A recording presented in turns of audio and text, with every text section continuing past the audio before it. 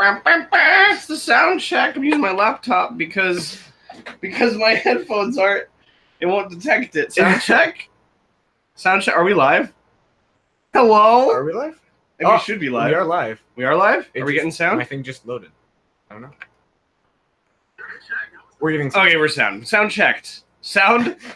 Consider it checked. Hotel Trevor. All right. Okay. Hello, everyone, and welcome back to Roll Out of Bed, where no matter what time it is, We just woke up. I'm your Game Master, Nev. And I'm your player, Ian. And as always, we are using the system GURPS. I've been using GURPS for about 9 years now. Ian's probably been using it for about 2. As always, if you want to see how GURPS is played, check the description of the video, and you can find Ian's character sheet. How GURPS works is it uses a 3-dice, 3d6 system. You want to roll under your skill number to succeed. The only time you want high numbers is damage and reaction rolls. So, we are playing the campaign Brave New World, and we are continuing onward. Last time, we had a fun little combat for the first half of the session, where we had a little out-of-control Benjamin Newman, who was finally stopped after a while, ended in unconsciousness, and woke up on another ship, and had some interesting, maybe dreams, maybe visions, something. And I believe that's about where we were, if I'm remembering. Am I forgetting to say anything? I don't think so. I just felt like a much quicker intro than usual. Yeah. I mean, it was much shorter than last time. Yeah, it definitely was. 10 minutes because you're not being here. You're definitely here this time. That does help. It does. It does help. That is true. So, yeah, that's good. All right, so I think with that, we are good to go. Yep, I got your sheet. I got the chat. I got other things. Miscellaneous objects. No. No? You don't like miscellaneous objects? They worry me. They worry you? Yeah. All right. Okay. Well, I think we are good then. Yeah. Okay, yeah, so you, as last time, you woke up back in the bed. You are on a ship somewhere. Oh, yeah, it's true. Last time you woke up in a med bay with Jack. J names. Thanks for correcting me. I don't know why I keep doing that. I don't know.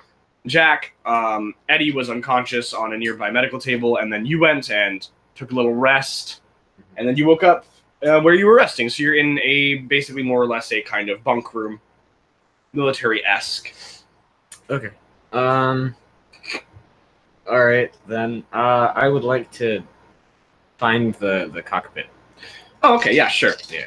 And last time you remember, Jack said it would probably take about 3 weeks to get to your destination. So let's see.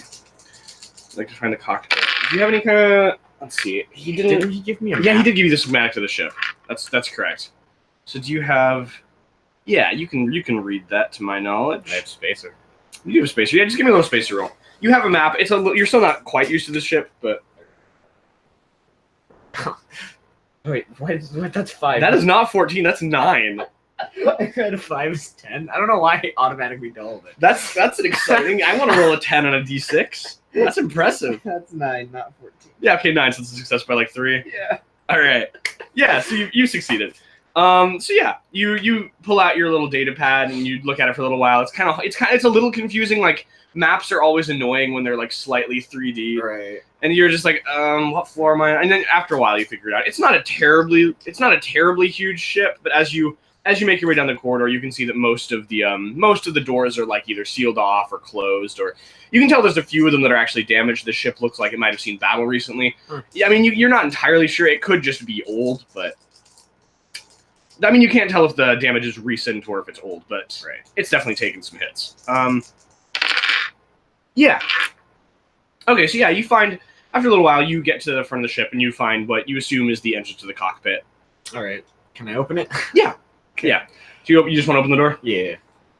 Okay. So you open the door to the cockpit. You can see there's it's not quite to the cockpit, but you can see there's the small hallway that it usually has, and you get to the end and you can open the other door if you'd like. All right, I'll do that. Yeah. Okay. So you open it up into the cockpit. This cockpit is actually it's fairly large. You can tell this one has room for at least one pilot, 3 co-pilots, and a pretty decently sized, whatever you want to call them, gallery space for other crew members. Not necessarily for piloting, but like there's a few like miscellaneous stations and things like that. Like, oh, you could check ship statistics from here, things like that. Like, not required features, but like it's fairly large. The cockpit is currently empty. Okay. You can see there's I mean, the monitors are all on and everything, but there's nobody else in here at the moment. How does space look? How does space look? The visor's currently down. You can tell you're in warp. Ah, dang it. Stupid dumb brain said, "Hey, open the visor, look at warp." That's always fun. It's a great idea. Just look at the warp. I've never done that before and almost died. No, never. I mean, if you'd want to, you'd have to make a hacking roll, and I don't think you even have hacking. Nope, I don't. But I wouldn't stop you. But it would be a little difficult. It certainly would be difficult. That's okay. I'm not gonna do that. I'm not dumb. Just curious. Just curious. Not that curious though. Not that curious. Yeah. Okay. Can I get on one of the miscellaneous monitors and see how close we are to our destination? Oh yeah, you should be able to. Can you give me a computer operations roll? Can do that. Wow, 6. Not bad. 9, 10, 11. So success by 3. Success by 3. Yeah, not bad. Okay. Yeah, so you get on just one of the stations and you just kind of like mess around with things for a while. It is all in common. You're just not quite used to the setup. This isn't really a model of ship you recognize. Like, it's not alien. It's just kind of like, this is like, what's a good approximation? Like you don't know how to drive stick shift. It's like, right. I understand how a car works, but this is just kind of like, I don't quite get, like, you can do it, but it takes a second to figure out. And yeah, after a little while, you pull up what you want, basically. You can tell your ETA is about 2 weeks out still. You can't get an exact bearing on your coordinates, which isn't entirely unusual for the warp, but it looks like the warp coordinates that you put in aren't registering as a what's the word I'm looking for? Known location. Mm. It's like you have the coordinates, but it's not coming up as anything. Right. It's just a place. Yeah, it's just the coordinates. It's not coming up like it usually would. Like if you punched in a sector, it'd be like, oh, you're going to planet Artemis or something like that. Right. It's just like, well, here's the coordinates. Interesting. I mean, that would make sense if the whatever their names are, Sakamuras don't want people just popping in all the time. Yeah, I mean it's not unheard of. It's just unusual. Yeah, it says you're about 2 weeks out. Secret operations and such. Incredible. 2 weeks. That's a lot of time. It's a decent amount of time. I don't really have much to do. I mean, you can simply wait if you'd like. Yeah. Let me look at my sheet. Oh yeah, I have an arm again. I'm changing a note that I no longer just have a gone arm. I have a port. Yeah, you have a cybernetic port. It's a prosthetic. You can put a cybernetic or just a regular. Right. All right. Yeah. Okay. Yeah, I think I'll just wait. The 2 weeks. Okay. Because I can't think of anything I really need to do. Yeah, that's fair. Yeah. Let me just make sure I'm not missing anything. I lost, all my things. Yeah, you don't have a lot on you. Yeah, actually, I don't have the phone. The phone? Oh, yeah, you did. That was taken. Yeah, that was taken. The crystal knot dust was taken. Didn't you give that to someone? Yeah, I spent that. Yeah. I don't have the gun anymore. That's gone. Mm-hmm. The marbles are gone. That's true. The crazy papers are also gone. The crazy papers? From from the cockpit of the previous ship. That one's gone. You labeled them the crazy papers. Yeah. The crystal dust is gone. My backpack's gone because that was way back when. My pocket pack is gone, also way back when. Oof. All my batteries. You had a bunch of batteries? I had 20 batteries. You did have 20 batteries. My stun one's gone. Restore my watch. I retained that at one point. You just love your watch. Okay, yeah. So my watch, my rope's gone. My suit is gone. So sad. That was my most expensive item. And those are gone. Okay. All right, you good? Yeah. I just had a lot of things I didn't have. That is true. I mean, you may get them back later. Perhaps. It's a possibility. But who knows? Okay. So, yeah. Yeah, so you just like to wait the 2 weeks? Yeah. Okay. So, yeah, Are you doing anything with these 2 weeks, or are you just kind of around, just like resting? I'm just kind of around, like essentially just like getting the lay of the ship, like Okay. making sure I understand what's going on. Yeah, that's fair. Okay, so you just kind of over the next 2 weeks, you more or less just either resting up from your injuries, or even though you're fully healed, you're still pretty. Or actually, are you fully healed? No. Yeah. Yeah, you are. You are. I That's healed correct. the last one. That is correct. Even though you're fully healed, you're still pretty exhausted, and I mean, you've healed your wounds, but you're not. Your body isn't completely in good shape yet. Okay. So you spend the next few weeks resting up and wandering on the ship. Most of the time, you can tell that almost everything in the main corridor, aside from the normal areas like the cockpit, sometimes the cargo bay, most of the crew quarters. Other than that, most things are locked at most times. Every now and then, you'll walk down the hall and you can tell some more things are unlocked, or you can see there's an open door and you can see one of the two, either Jack or Eddie, inside one of the rooms. You don't see terribly anything out of the usual. Some rooms you've spotted while things have been open or while you've been passing by. You've seen at least one that was. Actually, let me see if you know what that is. You have a engineer something. You have actually give me a spacer. Okay.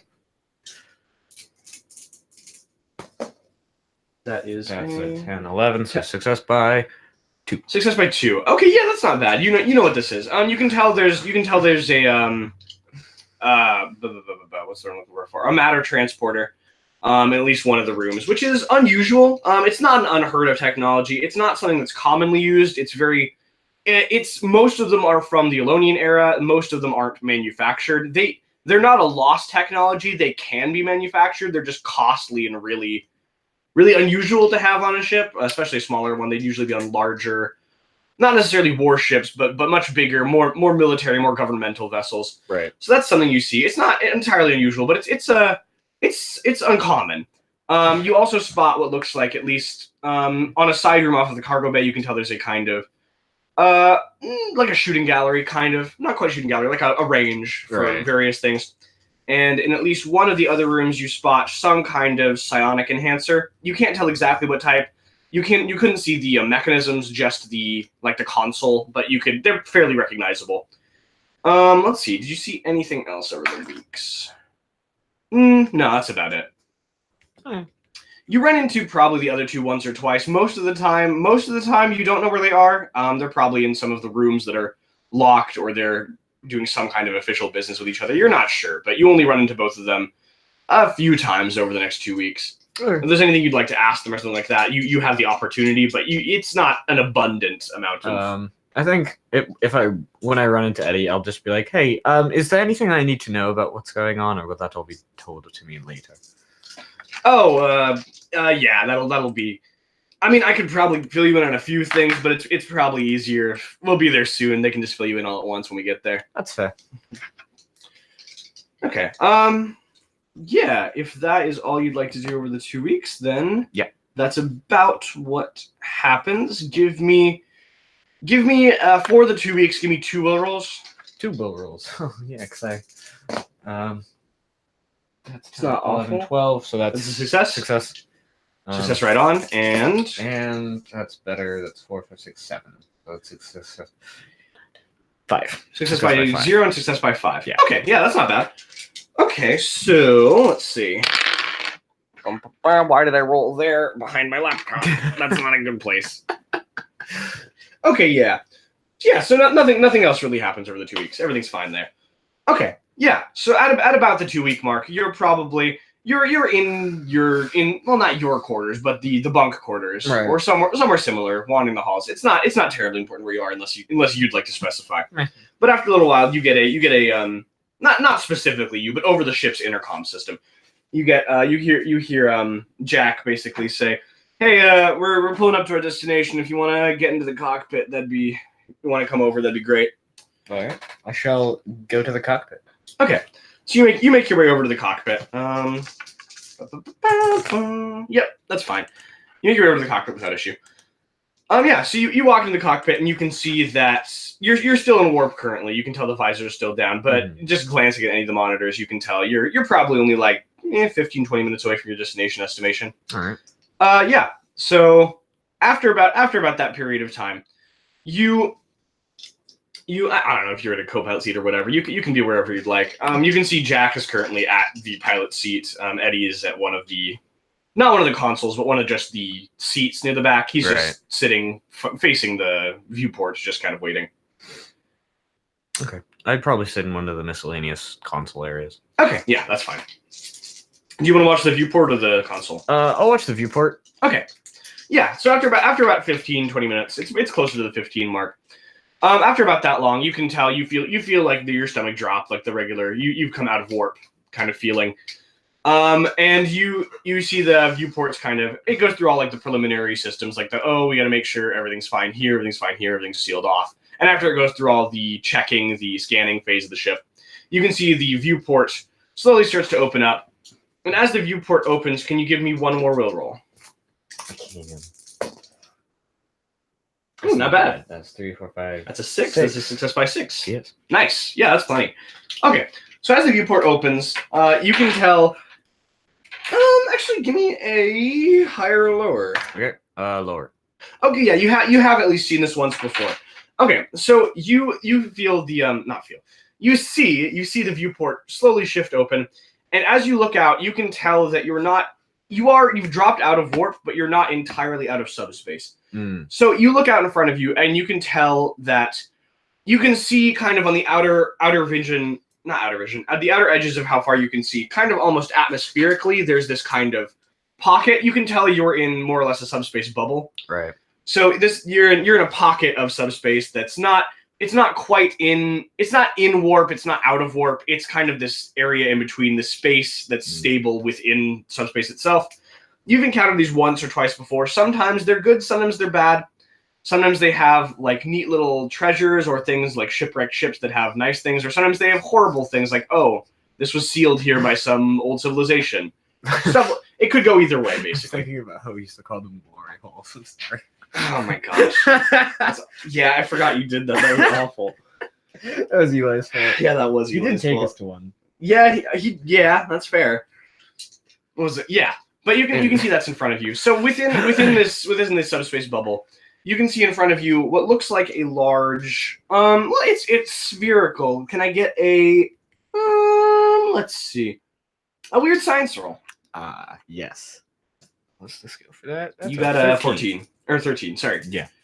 That's 3, 4, 5, 6, 7. 7, so success by 6. Yeah. Okay. Wait. What? Yeah, it's 13. Oh, 13. Sorry, I was reading 14 again. Yeah, you're right. I was like, this number. Yeah, that's cool. No, you were right. Yeah. Okay. So yeah, you can tell it's not 100% recognizable to you, but you can tell it looks similar to what a Dyson sphere would be if you remember if you as a player or character know what a Dyson sphere is. Yeah. Yeah, the kind of the thing around a star or whatever. Yeah. It looks a bit small, so it probably isn't actually one, but it's really interesting. It's definitely a metal composition. It's big. It's probably it's probably you'd estimate like about the size of Jupiter.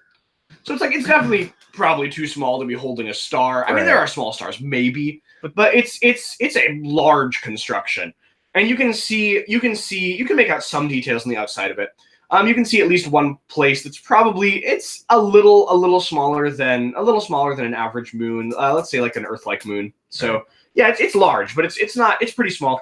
You can see what looks like a large door there, possibly. It would open up. It's currently closed.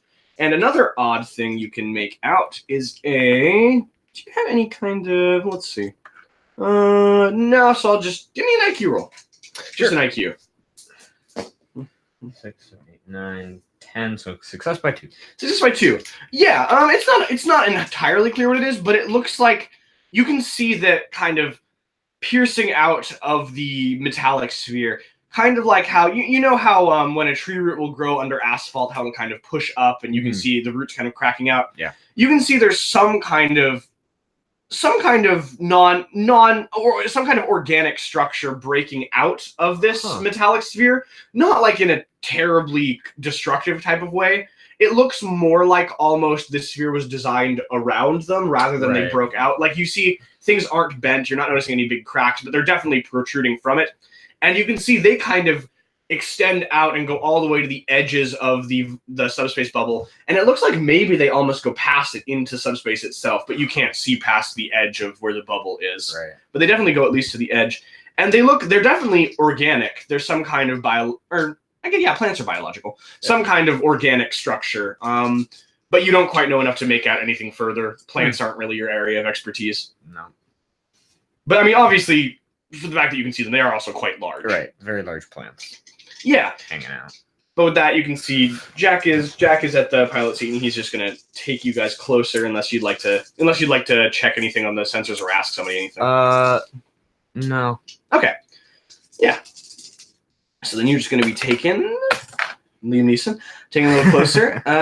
Is he here? He's here. Yeah, Where he lives. He was hiding in the vents. Aha. Is that a Liam Neeson movie? No, what's Die Hard? That's the other guy. That's the other guy. I just thought about hiding in the vents, and all I could think of was now I have a machine gun. Ho ho ho. Yeah. No. I've never seen Die Hard. I just know that line. I know that, and that when they dropped the guy at the end, it was actually a surprise. Oh? Yeah. Okay. He didn't know he was gonna fall, so his reaction to him falling was. I would also real. be displeased. Yeah. Obviously, they didn't actually kill him, but yeah. Oh yeah, no, they just dropped him off the skyscraper. That was the end of the movie. Well, I mean, the character died, the person. Yeah, I know. I don't know if there's. I think that movie takes place in the skyscraper. Why are we talking about Die Hard? It's Sorry. a Christmas movie. Did you know Die Hard's a Christmas movie? I mean, I know the line now. I have a machine gun. Ho ho ho. It takes place during Christmas, so people argue that it's a Christmas movie. I mean, I guess technically. Anyways, Home Alone's a Christmas movie then. yeah, it is. Oh yeah, it is actually. It literally is. Yeah, it is. But yeah, anyways. Yeah. Anyway, Home Alone. No. Okay. Yeah. Yeah. Good game. Home Alone. So Jack's taking you closer. All right. Yeah. So you can tell. I mean, there's not really anything. There's not much to run into here. You can tell he's avoiding some of the routes. They actually do. They're pretty. They're not everywhere, but they're a little harder to avoid than you would have thought initially. Right. As you get closer. As you get closer, you can see Eddie stands up and he goes to one of the consoles. Just give me a spacer like +4. You can't really fail this unless you crit fail. Then, yeah. Yeah, no, you're good. You're good. That's enough. Yeah, you can tell it's definitely the comms, the intercom kind of system. You can tell he doesn't say anything, but he goes in and he types in it's a code or something, right. Something like that. You can't quite see from here unless you wanted to get up and go watch him do it, but. Might be a little suspicious. Maybe a little. But yeah, you get up and you go, or not, you don't get up, sorry. You see him get up and he goes and he does that. And after a second, you can see at the main viewport, the large, the door that you saw, or what you assumed was a door, you've now confirmed that, starts to very slowly open. I mean, it's very large, so it takes a while, but after a minute or two of watching it, you can tell it's definitely opened a little more. It'll be open in a little bit, basically. In that time, it looks like you guys are just slowly flying closer. After you get within, you'd estimate probably about maybe a few hundred kilometers, so much closer, right. But much closer, but not quite close yet. You've definitely, since you dropped out of warp, you're going just on thrusters alone, so it is taking a little bit longer to get here. But you can't really use subspace in subspace bubble. It just doesn't really work. Systems just they don't quite shut down, but they just don't really do anything. Yeah. So it takes a little bit longer to get there than would be preferable. But once you get pretty close, you're probably a few tens of kilometers away from the outer metallic sphere, and the door is now most of the way open. You can see within now, and it actually looks like. Let me roll your perception before I just tell you. Yeah, you didn't magically go blind. You're good. Yeah, you can tell. It looks like. Is that the right word? Yeah, I guess it's the right word. It looks like maybe a gas giant inside. Huh. I don't know if it's still called a gas giant if it's not that big, but I don't know. it's a gas. Probably. It's a gas planet. Sure. It's a gas planet, and you can tell that the roots are definitely protruding from underneath the initial layer. Interesting. Based off that, you'd assume there's a surface underneath, but obviously you can't see through the outer layer, so you're not certain. But I mean, that's what's in there. You can tell there's a good distance between the outside of the sphere and the surface of the world down there. So it is definitely, the outer sphere is much larger than the actual celestial body itself. Well, that's what you see. And with that, it looks like you see Jack punches in some things on the cockpit, the console, and He steps up from his chair. You assume he set it to. He's either just halted your course entirely, or he set it to some kind of autopilot. But he has stepped up from the piloting chair. Would you like to check anything, or would you just like to? I would like to. Can I run a scan from where I am on the routes? On the routes? Like, yeah, I'd say so. You can attempt anyway. Yeah. You got. Let me look at your skills really quick. Computer operation. Let's just have a. Yeah, it's not entirely in your area of expertise. Let's just have a spacer. Okay. That's not horrible. That's not awful. 9, 10, 11, 12. 12. So is that right on? Or that's success by 1. Success by 1. Yeah, that's not the worst. You're not going to get a very comprehensive scan, but you can get like a basic diagnostic. Right. Okay. Yeah. So ooh, that's pretty good. Okay. So you just because you're not quite familiar with how the scanning system works, usually you just have Sam scan something for you or something like that. But you have a basic understanding. You can at least get some decent things. So you see, there's a lot when the scan comes back. There's a lot of areas missing. Like you can tell, there's like it would usually have something like I don't know how to phrase this thing that would tell you how old it was, like residuals and things like here's its composition and things like that. You don't get a lot of those. You get a basic size estimate, which is it tries to tally up from what's connected how much roots it can, and it comes up with something roughly the size of like Neptune. So like sizable, but definitely much smaller than the large outer sphere. And you also get a very, very vague, very not quite nondescript, but not specific kind of what it's coming across as on the sensors. It's coming across as let me make sure. I think I want to say mycelium. Is that what's like mushroom? Is that mycelium? No, that's the wrong word, isn't it? Mycelium? No. My brain. That's correct. Mycelium. That's what I wanted. Mycelium. Yeah. Interesting. So that's all you're really getting from the scan. But I mean, that tells you something. Yeah. It tells you it's not like a large tree or something. Oh, I thought about Avatar. Oh, no. What was the metal called? Unobtainium? Unobtainium, yeah. Because they couldn't get it. It's a good name. They couldn't get it. It's the top grossing movie. Yeah, I don't... Yep. Do you remember a single character? No, wait, I think I can remember one. Just a second. Let me think. I think one of them was named Navi. Was it? I think because I remember that I thought they were named Navi and I was angry. But that might be wrong. I've never actually seen the movie. You've never seen it? It's not really worth seeing. Like, it's okay. I know the whole plot. It was worth seeing for the special effects when it came out, and now they're not that impressive. Everything has that. Yeah, like they're impressive still, but they're not that impressive. It's just the big blue people. There's a lot of them. There are a lot of birds. They ride them. Yeah, I don't like that part. I don't like their hair things. Oh boy. It's not good. It was a movie. It sure was a movie. You know it's supposed to be part of a 5-movie trilogy. Yeah, aren't they making them? Trilogy. They're making this trilogy. It's not a trilogy, but it's 5. That'd be saga. Yeah, whatever. Yeah, they're like making the second and third. I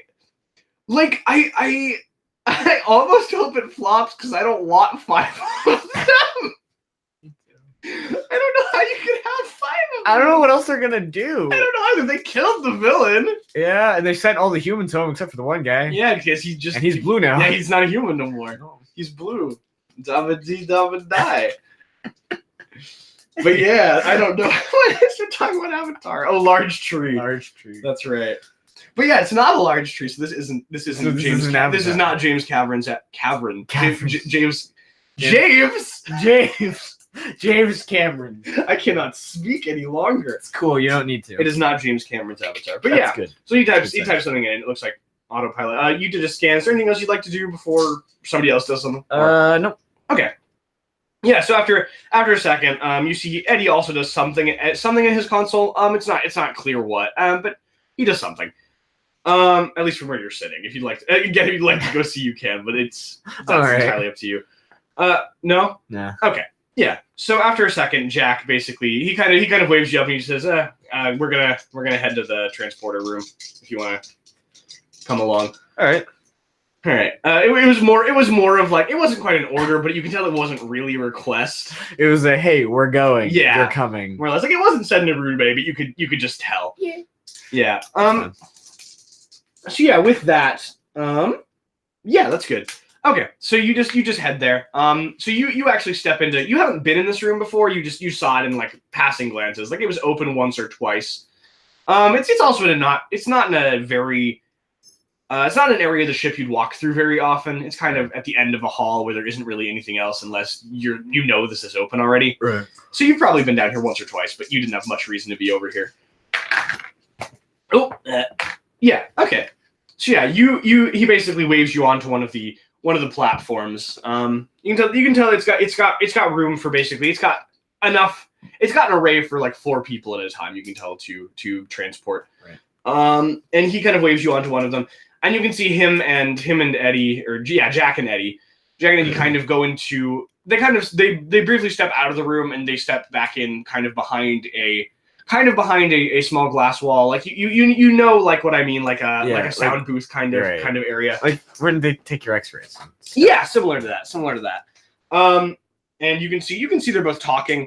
You can't make out what they're saying through the wall unless you have like detect lips. That's not what I wanted to say. Lip reading and wanted to, but no. Okay, yeah. Detect lips. There are indeed lips. There are. You've detected them. Incredible. Yeah. So you can't make out exactly what they're saying. They seem fairly calm. Like it's a casual conversation. It would just from a glance anyway. Oh, no! Ah! It's gone. It's gone forever now. It's not. I can see it. You can't. I'm holding it. No, you're not. Oh, my mistake. I guess I'll put it back. Yeah. Okay, yeah, but you can see they're talking. And after a second, you see Jack types a few things in, and you hear like a soft crackle and like a pop, and you can tell after a second there's like a mic in there that he's connected to this room. He basically just says, "All right, we don't. The ship doesn't actually have surface transport vessels, so we're gonna just warp you down. We'll be along in just a few minutes, 10, 15 minutes. We just gotta take care of something here. We should be warping you in directly to the contact point. So one of the other Sakamoras should meet with you there and take you to, well, basically where you need to go until we get there, and then we'll progress from there." Okay. So we'll be along in 10, 15 minutes, but don't worry, someone will be waiting for you at transport location. See you down. Yep. All right, and you can see he starts typing things in. It's not impossible you've been transported this way before, but it's unlikely. So let me think a second. Yeah, that really is probably just a higher or lower, because I can't think of a reason you specifically would or wouldn't. Neither can Okay, higher or lower? Higher.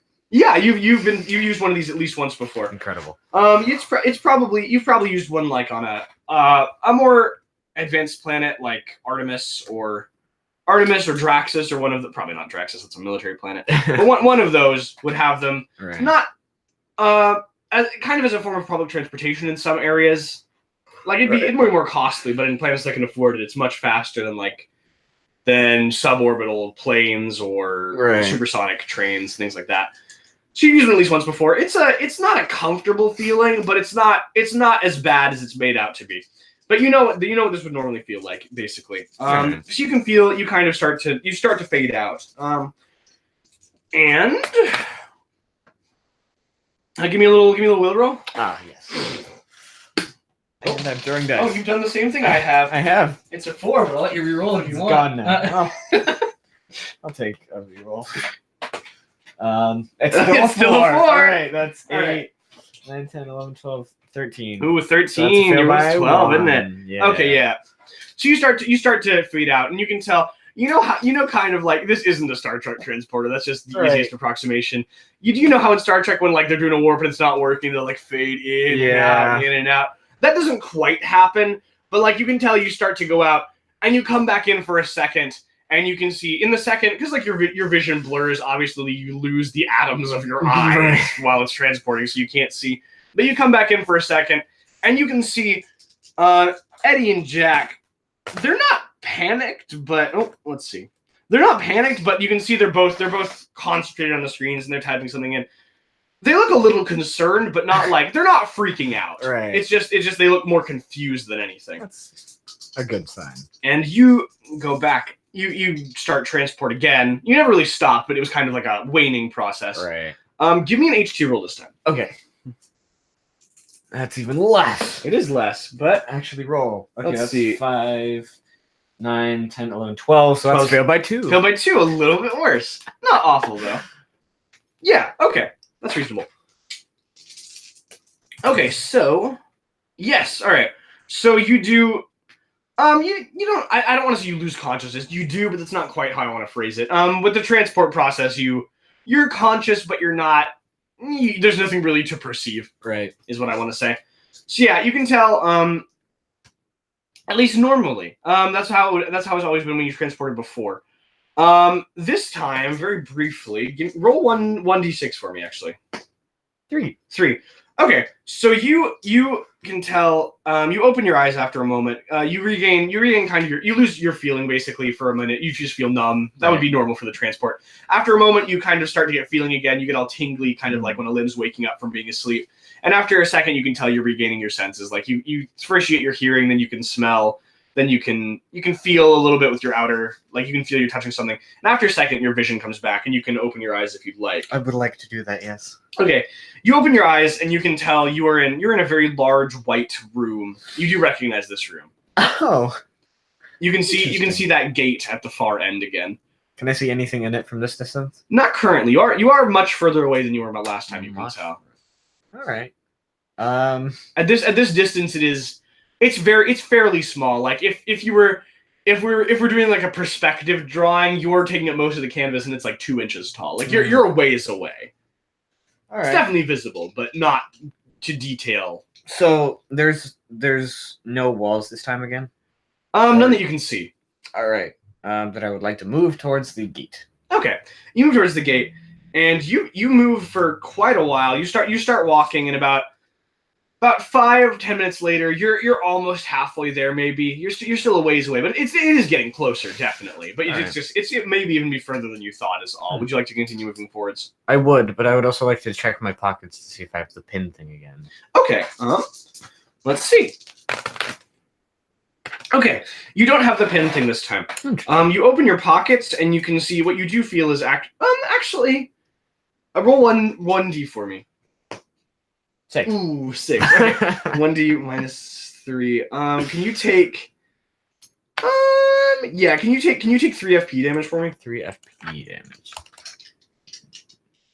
Yes. So yeah, you reach your hand into your pocket, and you basically you reach in, and you feel something sharp. It's like, oh, what was that? And you pull your hand out, and you can see your hand. Your hand has some small, not quite gashes, but like some scrapes. Like they might start bleeding a little bit, but it's not enough that they're like you're not bleeding actively. But you felt something sharp, and if you reach into your pocket again and pull it out, you can tell there is kind of the remains of, it looks like maybe a glass flask of some kind, and you can tell it's not entirely shattered, but the top part, like where you put in the cork or the seal or whatever, is broken off. Kind of like how they. Not sensible to this, but in the same way, like if you ever seen people use like a champagne saber, how the whole top of the bottle just kind of gets broken off. Like if that was done in an unclean way, the top is just snapped off, and you kind of scratched your hand on that. Ouch. It looks like there was something in it before, but not currently. Interesting. Can I sniff it and see? Does it smell like anything? Yeah. Let's see. Give me a or that would be me, wouldn't it? Let me think. Probably. That'd be a. Give me a weird science roll -3. All right. Can I identify smells? All right, that's 6 and 8, 9, 10, 11. No, not with the -3. Nope. Okay, you feel like you recognize it, but you can't identify it. So, with your photographic memory, the next time you encounter it, you'll be able to realize what it was. Right.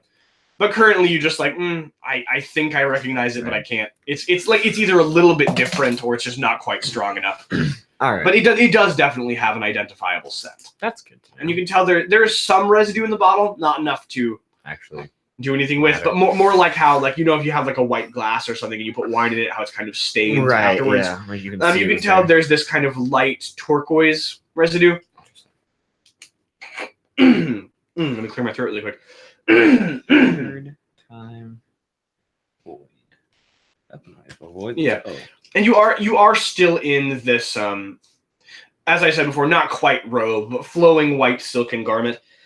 You can tell that there is as you look down to either put this back or you just realize as you're pulling it out, there are some stains on it now. It's not entirely white and silken anymore. They are the same color as the residue you see inside the thing, but there doesn't seem, from just looking at it, you can't make out any correlation to where the stains are. Like, it's not all at the pocket. It's not like all in one place. It's just kind of like small droplets all over you, kind of like you got misted with something somehow. Holy water. Holy water. Holy water? Yeah. I love when holy water is opaque and cyan. Well, you know, when they like spray it. Yeah, I do know. It's usually clear. It is usually clear. I want colored holy water. That'd be interesting. Give me some of that. Give me the holy Kool-Aid. Holy Kool-Aid. Holy Kool-Aid. That's a cult. They died. Holy nacho cheese. What? You know the Kool-Aid? Kool-Aid? You're right. Yeah. They drank the Kool-Aid and then they died. Yeah. They were poisoned. Yeah. Like, that was the point of the cult. That was the point of the cult. Why was it Kool-Aid? I don't know, dude. It was grape Kool-Aid. It was grape And then Kool-Aid. everyone was really suspicious of grape Kool-Aid for a while. I would be too. I don't really even like grape, but Me I think the neither. last time I had Kool-Aid even. It's been a while. Yeah. That's probably like, I mean, I'm still a youngin', but Elementary school? maybe a little later than I that. don't know. But I don't know. Yeah. I mean, But yeah, so you'd like to continue getting closer to the arch? yeah, I would. Yeah. Very off topic today, but that's fine. That's fine. It happens. It's fine. It's one of those days. That's how you play. It's one of those days. Yeah. Okay, yeah, so you can continue things towards it. You can walk a little bit longer, probably another five-ish minutes. And you're close enough now that you can start to make out details, but you're starting to feel a little, I don't want to say lightheaded, but a little, I'll say spacey. Right. Like you're definitely cognizant, but you're just kind of like a little woozy is what I'll say. Okay. And you can tell you're slowly not losing consciousness, but you're slowly going out of whatever this state, whatever this place is again. You've been here twice before, so you kind of recognize the feeling a little bit. You're going to get close enough, just close enough that you can make out some details on it before you go out of it, you can tell. So is there anything else you'd like to do before that happens, or would you just like to look at the arch? I would like to look at the arch. Okay, so you look at the arch, and you can tell once again you're on the brighter side, the side that was reflective with that type of mercurial liquid that was reflecting, and it looks different this time. It's still, you can tell it's the same way, but it looks almost as if there was cracks in the surface, in the way that glass would fracture, which is odd considering that it was definitely a fluid surface, kind of basically on the outer side. You can tell there are gaps where it looks like it's fallen out, how sometimes when glass fractures, pieces will fall out. And you can tell there are these fractures kind of strewn about the floor in front of it in various places. You can see, now that you're close enough, right in the center of, not the center, on the center bottom, like right in the middle of your vision on the floor level, there is a figure standing in almost what looks like almost the epicenter of where the arch is fracturing from. Sorry, let me say that differently. The arch itself, the structure is fine. It's the interior part like that. Right at the epicenter of the fracture. And let me see if you can recognize this figure. Ooh, not quite. The figure feels familiar. The fracture's epicenter, it looks like around their face, so you can't make out the details on that. You feel like you recognize their clothing, but it's not quite enough. You get close enough to catch like a glimpse of that. You're close enough to see the fractures for a while. As you progress further, you catch a glimpse of the figure right before, and suddenly you're out of it. And give me a little HT roll +3. Got it. So that's a 13. Yes, it is. That's really not awful. So that's That- 9, 10. So that's it's 10. Success by 3. That's not 10, that's 12. Sorry, But that's it's 12. still a success. Yeah. I just saw a 6 and a 5, and I'm like, that is not a 10. Then there's a 1. You're fine. I put the 1 in the negative instead of the positive. I was thinking 4 and 5. Isn't this your math class day? No, I feel you. We are doing matrices. That's a lot of pressing buttons. I don't want to even admit that I don't know what that means, but I will. It's systems of I equations. haven't taken math since junior year of high school. Yeah, no. Essentially, it's working with a calculator a lot. Yeah, that's fair.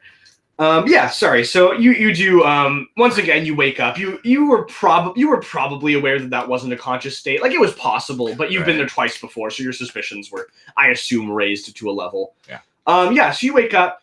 You are, I mean, you don't know where exactly you are, obviously. The place but you're someplace. You wake up.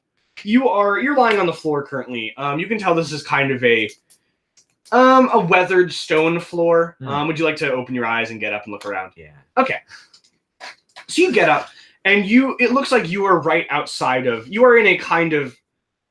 I don't know if I want to say jungle or forest. Some kind of natural. I'll say jungle. This kind of jungled area. Like on the steps of something. You can see behind you out. There's this large jungle, this large forest-like area. It's very quiet. You don't hear any sounds of wildlife. Off in the distance, you can hear the sounds of water running. Maybe you can hear like some sounds of rustling almost, but you don't hear any bird calls, any animal noises, or anything like that. And that was behind you. And in front of you, you can tell you are on the steps of a large building. This entrance, it looks almost like. Obviously, you can't tell its function just from the entrance, but what you'd stereotypically see as this kind of temple, almost. Okay. Is there any like people? None that you see. Well. Oh, I don't know if I want to go to the. Let me make sure. I don't know if I didn't make it clear. This is when I say temple, I mean like this is like a kind of ruins type area, not like a we're going to church. Right. I figured. I mean, there was the chance you misunderstood, so I just had to clarify. I don't know whether part of me wants to seek out the water, and part of me wants to go into the temple. It is up to you. I'm gonna roll. Okay. 3 or lower is water. 4 through 6 is the temple. Okay. We're going to the temple. Okay. So yeah, you're already on the steps of the temple. You turn around and you think, I could go look for the water, but after a moment you're like, I don't really know how I'd find my way back. I might get lost. Yeah. Something like that. And you do have, in case it was unclear, you have all your things on you. You haven't lost anything. Sometimes you lose things. I just wanted to clarify. This time you've awoken with everything you transported with. That's always nice. So yeah, you turn around and you look up the steps. You're about halfway up the steps. They probably go up for another 20, 30 feet. So not massive, but a ways. Right. Yeah, you can't quite see past the top of the stairs from down here. All right. I shall ascend. Okay. You make your way to the top of the stairs, and you can see. When you get to the top, you can tell that it's kind of it's vaguely Pantheon-esque in how these pillars are set up and how there's this. You can tell there are these large pillars kind of holding up a what would I call that? Like an overhang, and then there's this large entrance down the middle, surrounded by this series of walls. You can tell past the entrance it is no longer roofed, but this part is. Okay. I will move forward into this entranceway. Okay. You move forward through this entranceway. As you move forward, yes, you do. As you move forward, you get closer to these pillars as you walk by. They're much bigger than you initially thought. Like they're not inhumanly large. They're just big. Very large. They're probably, you'd estimate they're probably like they've got like a 15, 20 foot diameter. So they're sizable. And you can tell as you get closer, there are intricate carvings in most of these.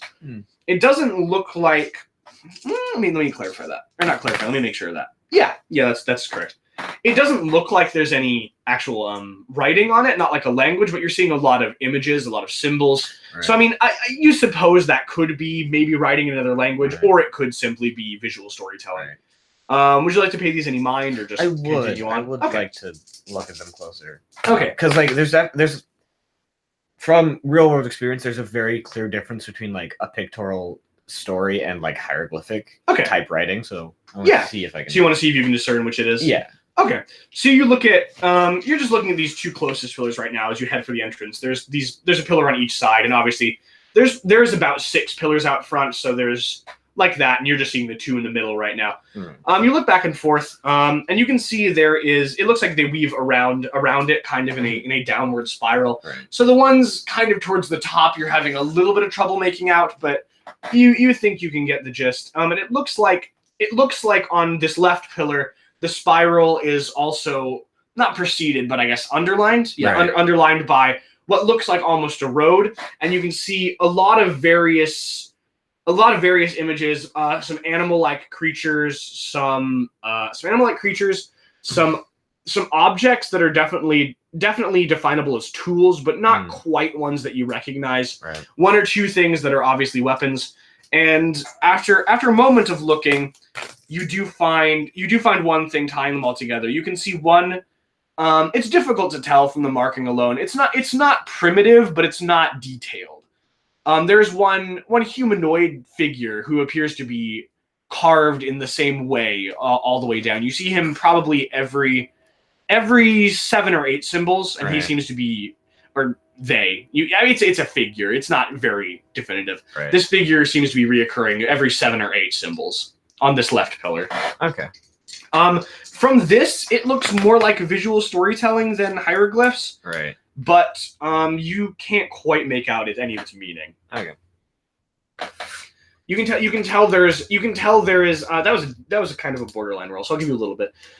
You can tell there is some combat, and you can tell there is towards the end you can tell there is some type of reward almost. You can tell he's being given something at the end, but you can't make out any real specifics of what these things mean or are. That's on the left pillar here. Right. There was fighting, and then there was a reward. Would you like to examine the right one as well? Okay. The right one, yes. So you examine the right one. This one is a little bit different. This one is not a spiral all the way down. This one seems to have one image kind of stretched and wrapped all the way around the pillar. So would you like to just look at the side you're on right now, or would you like to kind of wander around it? I'd like to kind of go around it and see the whole. Okay, so you wander around this pillar, and actually give me a navigation subspace roll, or whatever your navigation is. You didn't. I don't know if it's specified. I didn't. It's probably subspace then, because you don't really need navigation for normal space. Yeah. I think that's a 13. Is that a success? Success by 2. Oh, nice. Okay. Yeah. So you can tell that this is definitely a subspace map. You can kind of there's writing on it. This writing, there's not a lot of writing. There's 1 or 2 words, and these words, they're written in not the Roman alphabet. That's not what Common uses. They're written in the alphabet Common uses. I forgot what it's named right now, and it's not important enough to search out in this moment. But they're not words you recognize. So it could be Old Elonian. It could be something else. It's definitely, you can recognize the letters and you can string them together, but they don't mean anything to you. Right. And you can tell one of them has this image of this. It's not a terribly detailed like subspace chart, obviously for no reason. Then these things are large. When you're drawing like a map, you don't like put all the continents on every world usually. Right. But you can tell there's one in the center that's a little bit larger than the others. You're not sure if it's stylistic or if it's actually larger. And this one has what looks like these root-like tendril appendages coming off of it. And this is one of the few planets that's marked, however you want to take that. Okay. And you can see there's a lot of other things branching off of it. It looks like they're kind of tied together how we would generically draw constellations, like the lines and like a star, line, star, or celestial body. It's not clear what each one is. Right. But that's all you can really tell. This isn't familiar. It's familiar to you as a map, but you don't recognize this area of space. So you can commit that to memory or do whatever you'd like. Yeah. I'll remember it whether I want to or not. Yeah, I mean, you have photographic memory. Yeah. I mean, it would still be difficult to navigate a star chart off memory alone, but with enough time, you could assumably recreate this in a usable format or something similar. I'll take note of it. Even with photographic memory, I'm going to say something like this is complex enough that you could obviously make an error recording it, but I mean, with photographic memory will obviously help a significant amount. I mean, it's probably not something I'll be like, I need to memorize this because it was just an if you'd like to. Yeah, well, especially since it appears to be like old.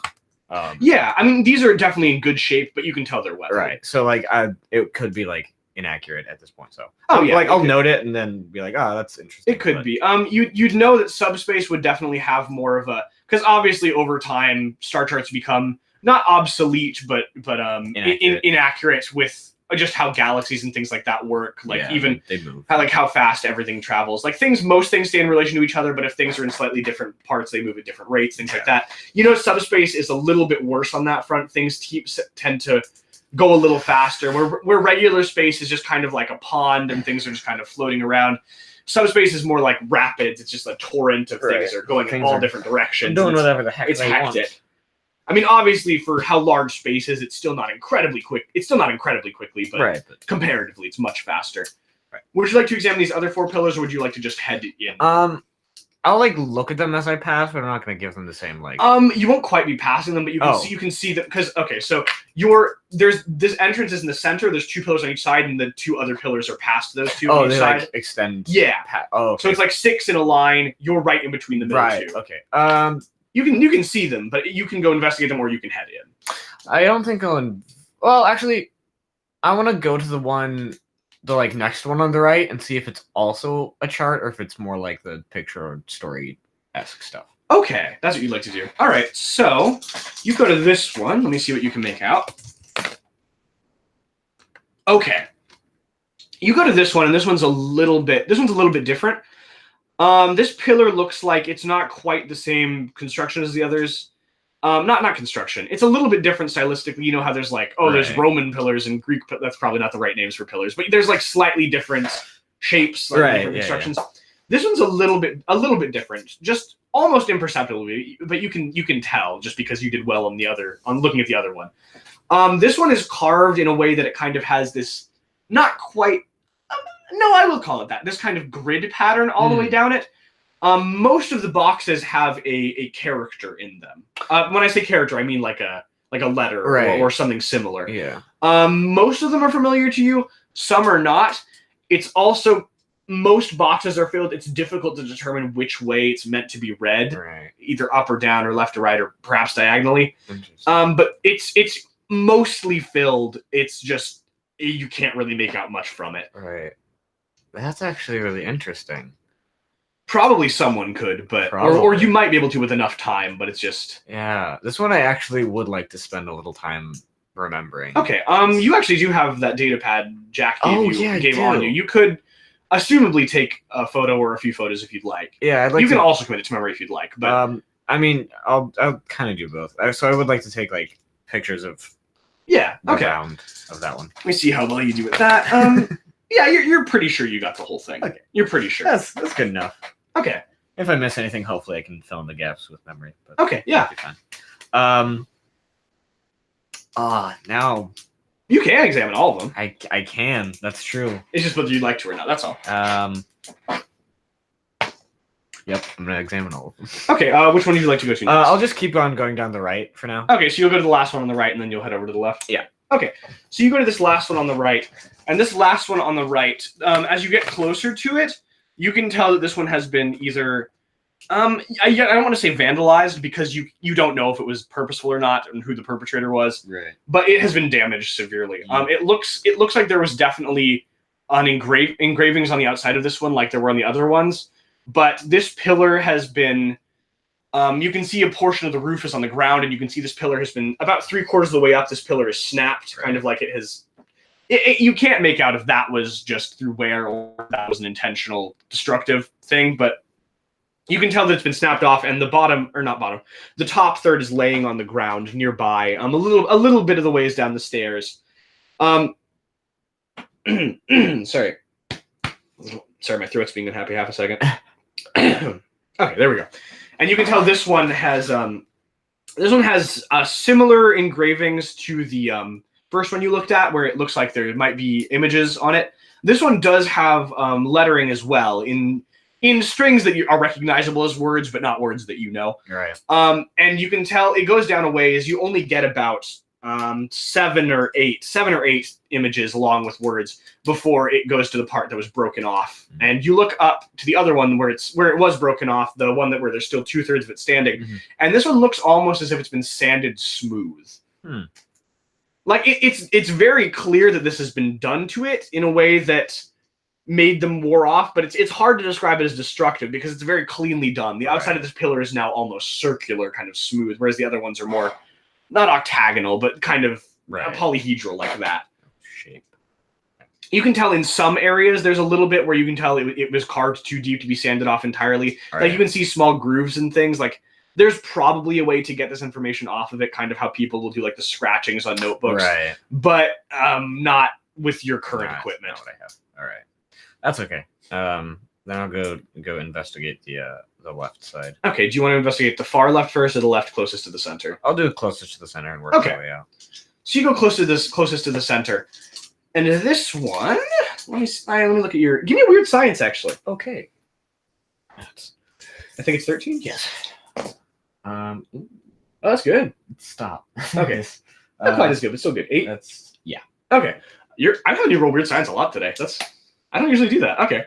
Yeah. But yeah, so you investigate this one, and you so with that roll, you're able to determine what it is, but not like what it is. Right. You look at it for a while, and for a moment you're like, oh, this is another just writing in alien language or something like that. This one isn't in a grid, but this one is.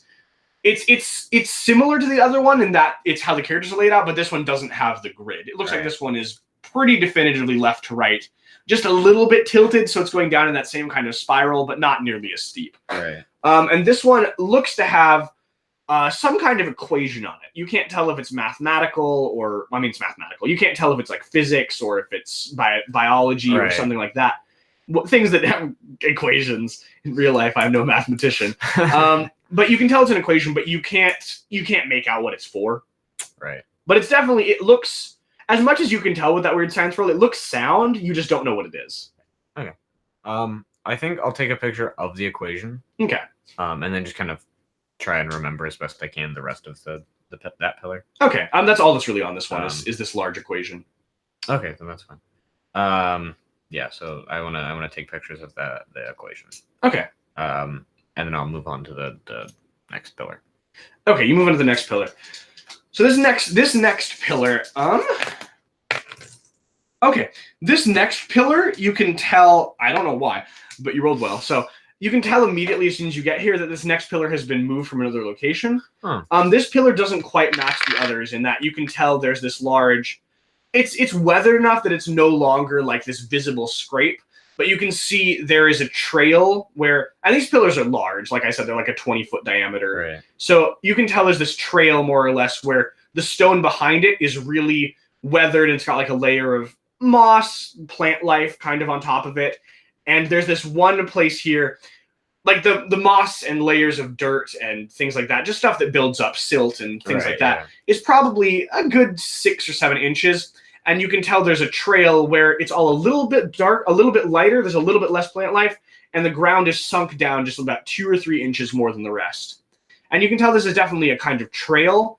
It goes on for a little ways, and then kind of as it gets into your longer range vision, you can see it kind of lightens up, and it looks like the trail kind of ends there. So you're not sure if that's where this was originally, or if it just only left a mark that far down. Right. But this pillar itself, this one isn't. The other ones are definitely columns. They're more or less polyhedral, except for the one that's in smooth ground.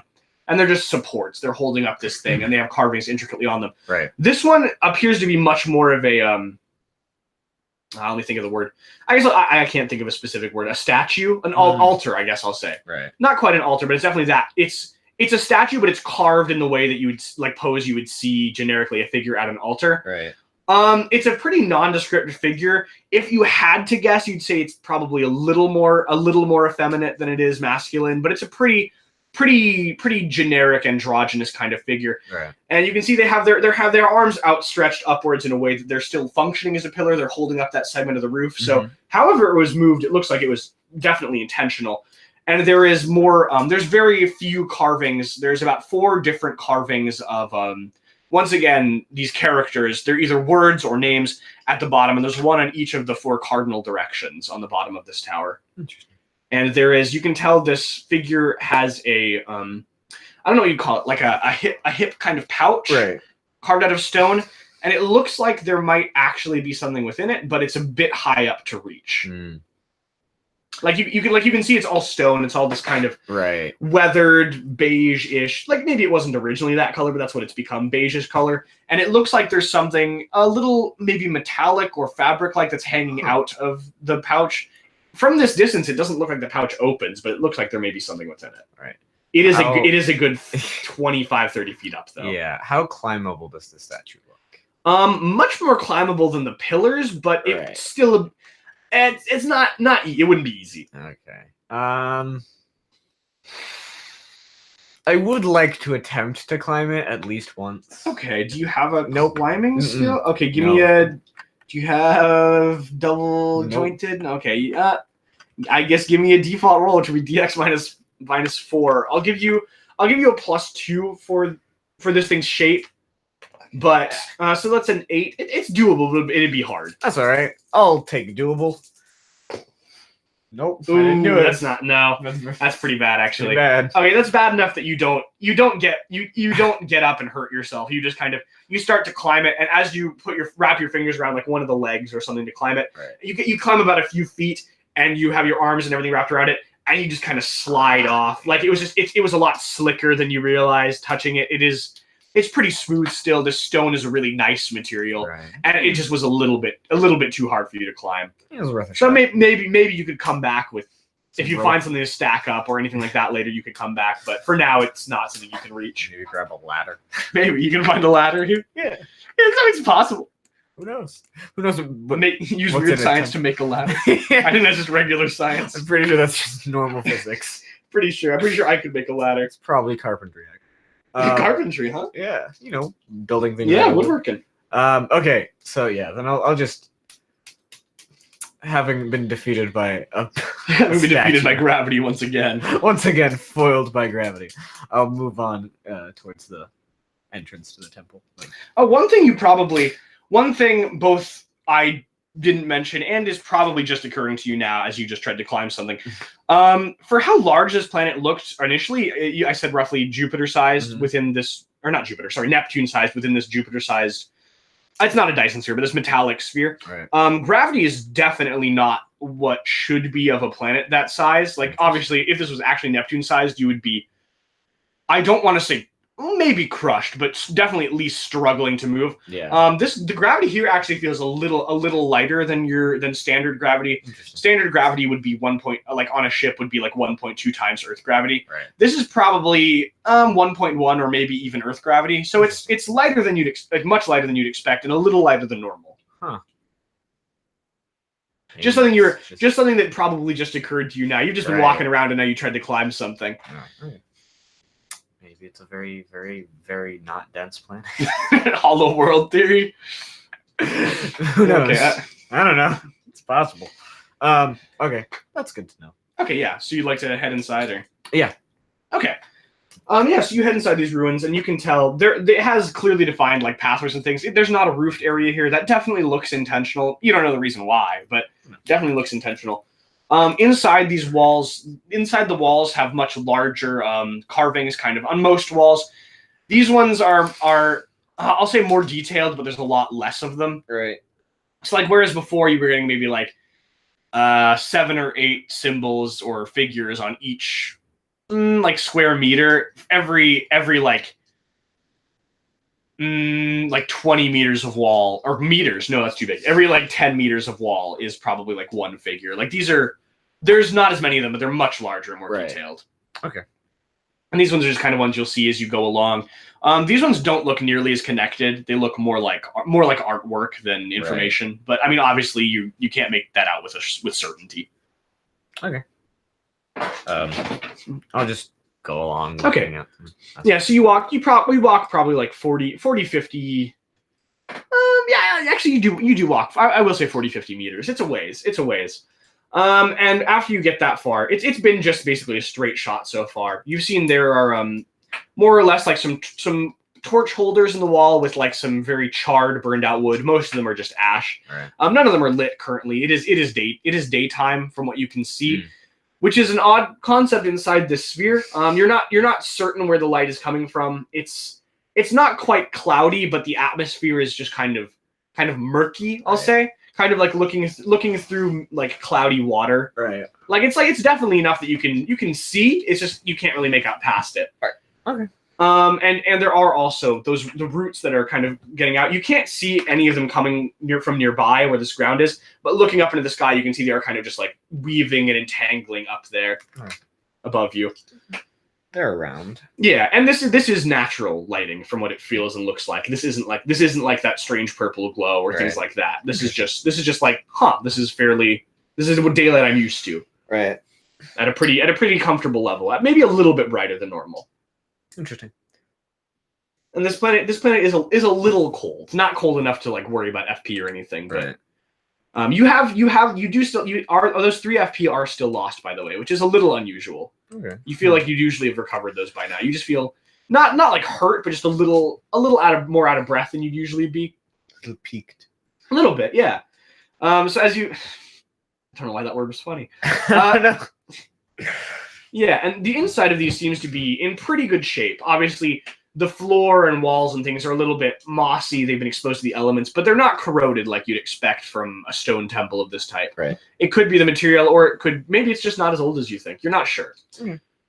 But yeah, as you get further forward, you come to kind of a three-way intersection. There's the way you came from, one straight ahead, and two more, not quite left and right, but at kind of diagonal angles off of the one ahead of you. Right. And you can't directly see anything down either of them. They all go a ways or turn a corner. So this is kind of your choice as to where you'd like to go. I'll go right. Okay. You'll go right. Okay. So you head down the right path. Let me just... Yeah, okay. Making sure. Yeah, so you head down the right path. Thank you. Oh, knock that off. You did that on purpose. I saw you roll to go which path. I thought that was going to be middle, though. But anyway. You thought. I did. I didn't know what your criteria was. Anyway. It doesn't matter to me. Nope. Yeah, so you go down this path. After a ways, it kind of goes... you can tell that you go not a huge ways, but you go far enough that your peripheral vision, not peripheral, far distance. Why do I keep saying peripheral? Your distance vision wasn't letting you see clearly. And you can tell it gets to a wall up ahead, and you can see there's a staircase kind of going down. I will say underground because it's definitely going downwards, and it's not down a hill or anything. Right. But yeah, you get to the top of the stairs, and you can see down there. There's definitely lighting down there. It's flickering and it's kind of orange. You can assume it's torchlight most likely, but you can only see like the ground at the bottom. You can't see like the chamber. That's interesting because all the other torches have been burnt out. That's true. Which means all the other torches have all also been here outside where there's no roof exposed to the elements. But yeah, and they weren't lit to your knowledge. Still, they yeah, it is didn't unusual. appear kept up, at least. Mm-hmm. They weren't like replaced. So that means someone either is there or was there recently, probably. Okay. Yeah, I'll descend. Okay, so you descend down. You go down probably 30-40 feet, so not a huge distance, but pretty far for an underground chamber if this is actually like an ancient construction. Right. I mean, of course, it's not unheard of. The ancient societies did a lot of interesting things if this is an ancient society. But yeah, as you get to the bottom, you can see there you're in this not huge, but surprisingly large chamber for how far down you just came anyway. You can see it's a large cavern. Probably it goes forward probably about 80 feet. It goes probably about 30 feet up. So there's probably about 10 feet of topsoil above this chamber, and it's roughly dome shaped, like half spherical. It's not perfect. It's very roughly carved. This was either a natural cavern or this was some kind of excavation. All right. You can see on both the far walls, left and right, they're not symmetrically placed. It looks like two large pools, and you can tell the fire is coming from those. There aren't lit torches. These are two pools they look like black liquid. You'd probably assume there's some type of oil or natural phosphorus, something like that. And they're just kind of burning, not like quickly, not violently, just kind of smoldering off in the corner. There's some light flames. This cavern isn't terribly well lit, but it's definitely enough to see. That's what you initially see. You can see there's more at the far end of the cavern, but it's about 100 feet away. It's a bit far for this dim lighting. So are the fires giving off like a smell? Let's see. Yeah, they're vaguely what's the right word? Vaguely sulfurous. Okay. That's definitely a smell you can recognize. Yeah. I would hope so. Yeah, it's a pretty common smell. It's not a pleasant smell, but it's not the worst. Right. It's not like intense. It's just there. Okay.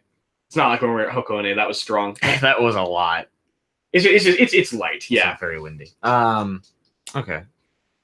Actually, I would like to get closer to the pools. Okay. Or just one of them. Yeah, that's fine. I'm the one on the right's closer to you if it matters. And I want to see if it's like natural or if it's like it was like made and then filled. Oh, okay. Like is it like a spring of this? Sure. Let's see if you can tell. Let me look at your skills. Not sure if any of these will help you here. Probably not. Yeah, I guess just give me. I'll roll an IQ for you because Okay. this is you don't really have a skill for this. Okay. You get closer.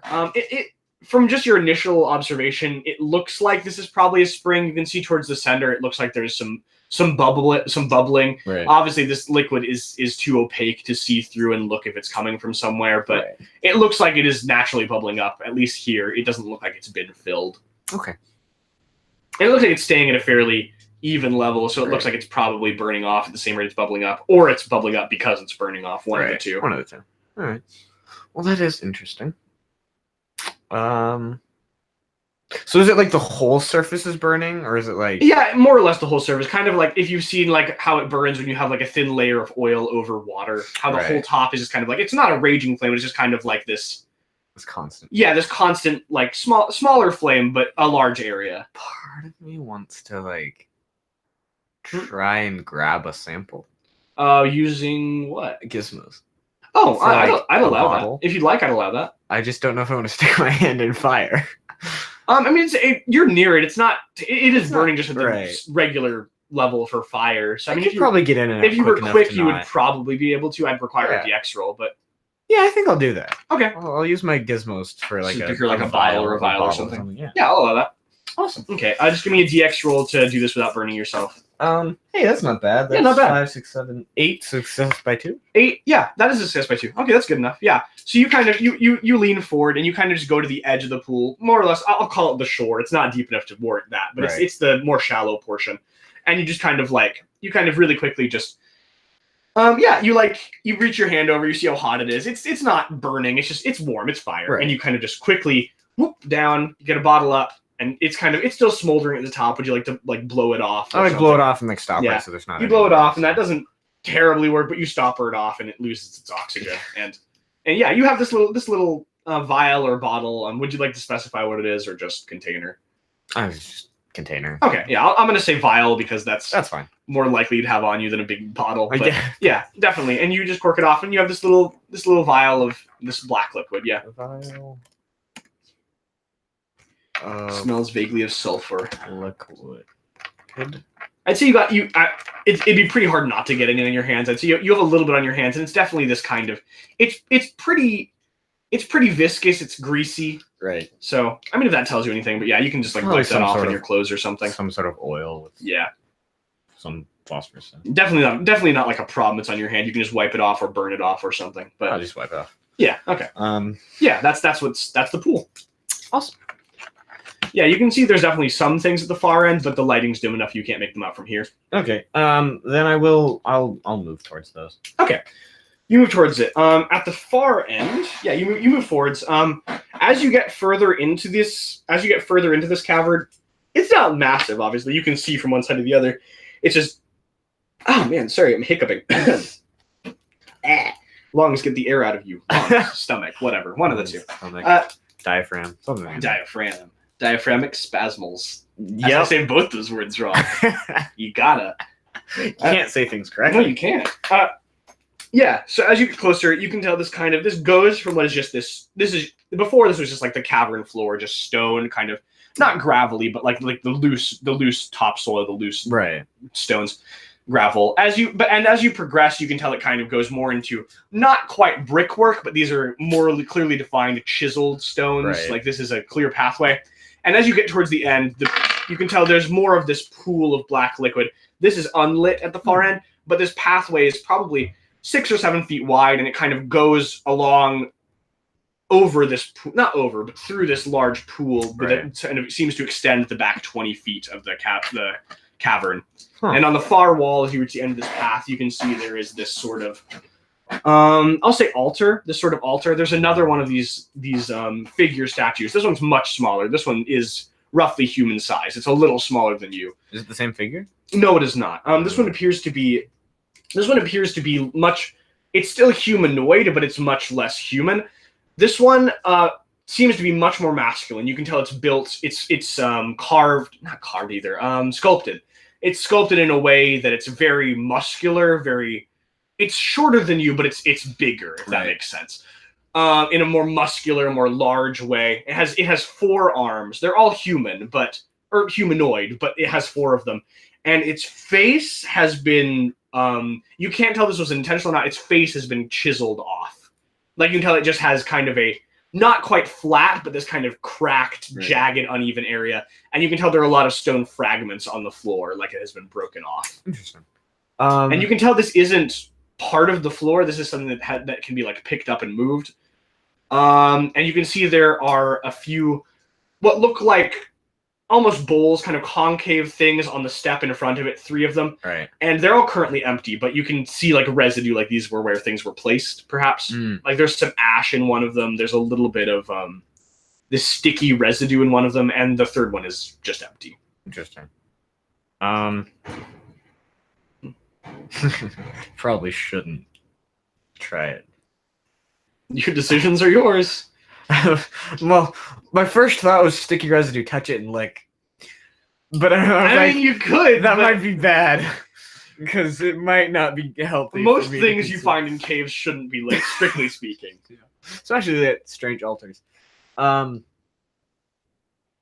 Yeah. Actually, so can I...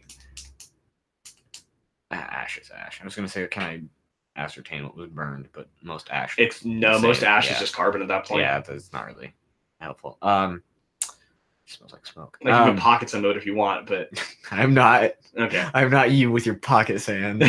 Graveyard dirt. It's not useful. No, it's not. It's just dirt. It is just dirt. Anyways. So yeah. But I will. This has been a smelling journey. Today, so I'm gonna sniff the sticky bowl. The sticky bowl. Okay. Yeah. You sniff the residue.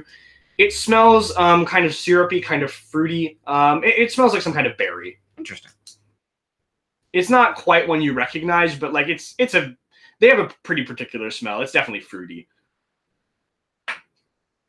Berry residue. And empty. Yep. All right. Well, that is interesting information. So it does look like this, at least to an extent, is an active temple, because if that's what this shows to you, well, at least someone left these here, because you obviously can't really tell how old these are. Yeah, but I mean, if it's still sticky, then it can't be that old. That's fair. That's a fair assessment.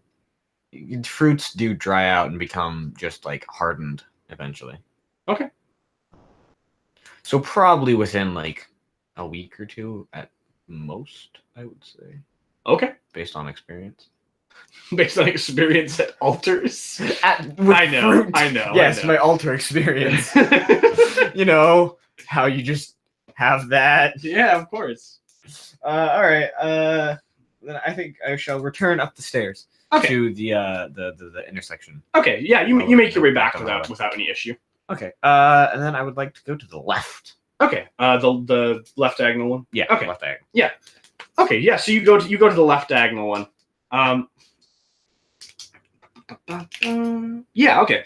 You go to the left diagonal one, and you go about the same distance, and you go about the same distance, and this one kind of appears to go up a hill. This one's there's stairs up. What'd you say? I said interesting. Okay, yeah. This one has stairs up. This isn't like a not in the way like they built a second floor and the platforms up here, but in the way that this kind of appears to be like a hill. Right. This part is a more hilled area. Not a steep hill, but enough that they warranted to build stairs up it. Right. And would you like to go up those stairs? I would. Okay. You couldn't see to the top from the bottom. As you go up the stairs, you see this kind of, you can tell it goes kind of this plateau, this hilled area at the top. And it looks like the hill, actually the top isn't very large. This is probably like a 30 square foot area. So like it's decent, but it's not right. It's 30 square foot. Is that about right? Maybe a little bigger than that. It's decently sized, but it's not huge. And you can see there is at the far end, kind of from where the stairs come up, there is a tree. You can see there's something under the tree. You can't make it out from here.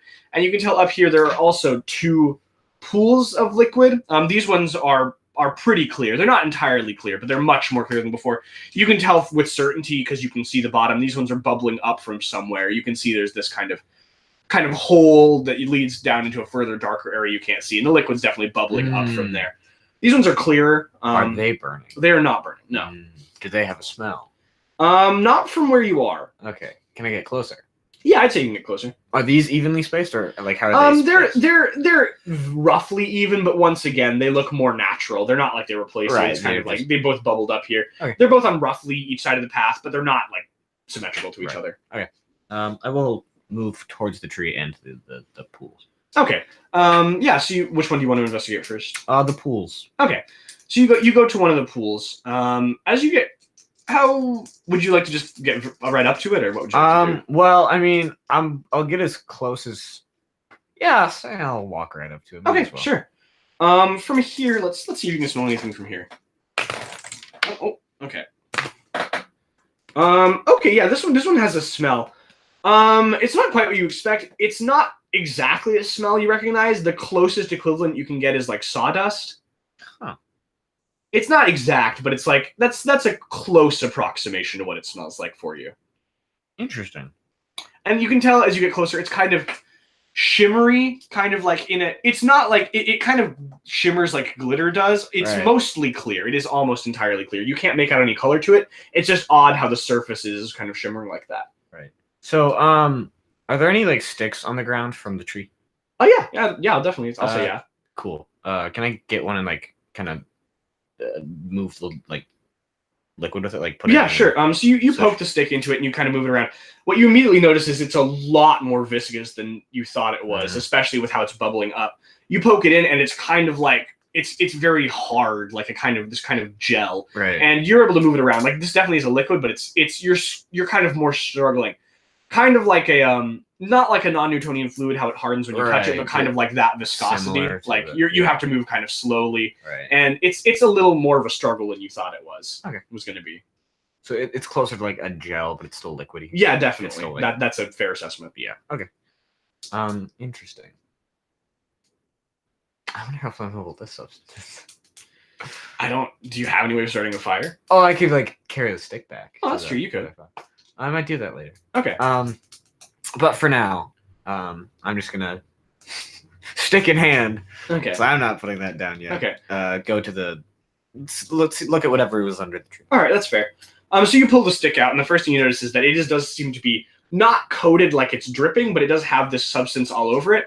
And you can tell as you pull it out, it looks like there are a lot of smaller, maybe solid things in this gel that you couldn't make out when it was underneath the surface, kind of like how there's those things you can put in water and they become invisible. Oh, yeah. Those. Not quite in the same way, but like you just didn't see them before. Right. Like the outside of the stick looks chunkier, kind of like there's this fluid, but also like some things protruding. They're also clear. They're hard to make out.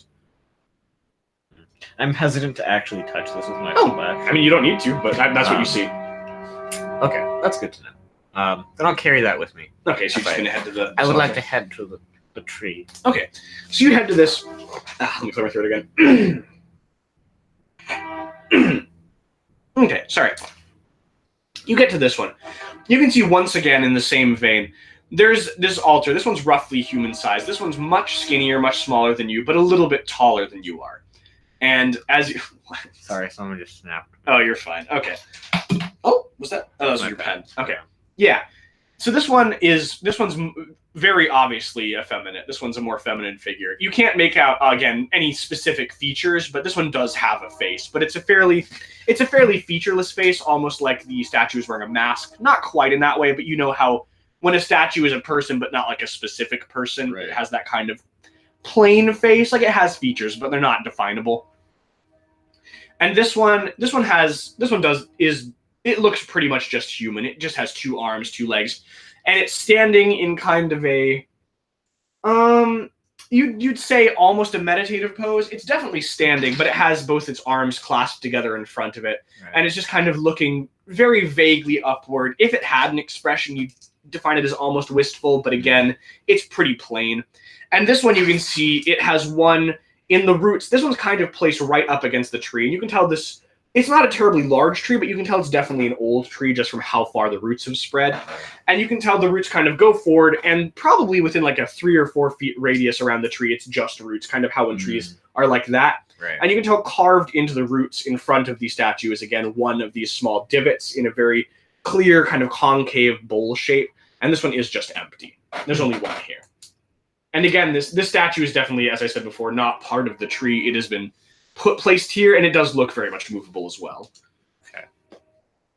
Interesting. Yeah. Okay. I would like to take my stick with the stuff. Okay. And go back to the burning pools. See if I can light it on fire. Oh, with the stuff on it? Yeah, see if I can light the stuff. Okay. Sure. So you go over. Okay. Sorry, that was a number. It sure was. I rolled and on a numerical die. I rolled and it was not what I was expecting. Okay. So yeah, you kind of what would you like to do? Would you like to place it directly in the liquid or just over? No, just like over in the flames, not the liquid. Okay. So you place it over the flame, and for a second it kind of, you know how if you've ever melted like plastic or like a plastic pen or something like that, how they kind of drip and droop. So you hold it over for a while and nothing initially appears to be happening, and after a second you see the outside kind of starts to become this dark brown color, like kind of when something crusts over with like the smoke and ash. And after a second it starts dripping off. And you can tell as the fluid drips off, you can see there are still these chunks of the more solid but still clear thing here. And as some sparks from the... I need some hiccuping. As the sparks from the flames hit these more solid kind of chunks, you can tell also as it drips off, because you can see them more clearly, the fluid part drips off, they're in very uneven shapes, kind of like small pieces of fractured glass almost, how they're not none of them really the same shape, but they're all kind of like the same size and they're all kind of jagged. As some sparks of flame hit these, it lights up really brightly. And you can see you hear like a very light hissing as it just becomes this really bright, kind of hard to look at light. And it burns away very quickly. It lasts almost less than a second. It's but like kind magnesium. kind of in the way magnesium burns. And it lasts almost less than a second, but very quickly just when the sparks hit those solid parts. So the solid part appears to have some sort of reaction to the flame. Yeah. And the other one appears to just kind of melt away. It hardened and then it melted away. Okay, that's interesting. And as it drips, as it kind of drips off into this pool, you can see it does remain on the surface floating on the surface of this more thing one there until it just burns away entirely. Right. Does that have? So I'm gonna pull the stick back and kind of give it a whiff. It just smells like burnt. It just smells burnt, kind of like charcoal and wood. You're not getting a definitive scent off that. Okay. Well, yeah, that's interesting. That is what you see there. Okay. Then I think, having done my little science experiment, yeah. Sorry, I was laughing at burning things. That's fine. Calling it a science experiment. I mean, did you write down the results? I should. If you didn't write down the results, then it's just goofing around. That's true. I mean, you photograph from memory in character. You don't need to, but it was more of a joke. Not flammable. But yeah, magnesium-esque. Oh, that is what you have done. Okay, then I will return to the crossroads and go down the center path. Center path. That I okay, yeah, straightforward. All right, so you had done this one for you had done it for a little while. This one after a moment, or not a moment, after about the same time you were traveling than the others, you obviously figure out that this one is. Did my laptop shut off? No, we're good. You figure out that this one is much longer than the other two were. Much might be a stretch, but at least twice as long. And after a ways, you kind of come to this. How would I define this? This kind of circular room. Again, the walls are just high here, but there's no roof. Once again, like there was before, and the walls go up probably 20, 30 feet, so high enough that you can't see over them. You could maybe climb them in some places that have figures carved in that have more of a grip surface on them. Right. But they're pretty high. And as you get to the circular room, it's probably got about it's pretty large, probably like a 200-foot diameter. So not huge, not like a coliseum, right. but it's big. A large room. It's big. And you can see at the far end, actually in the middle, first of all, in the middle you can see there's probably about 40-foot diameter. There's another circular wall. This one only goes up about 2 or 3 feet, about to your waist, a little bit higher. And you can't quite see over it from here, but you can tell there's just another small wall there in the center.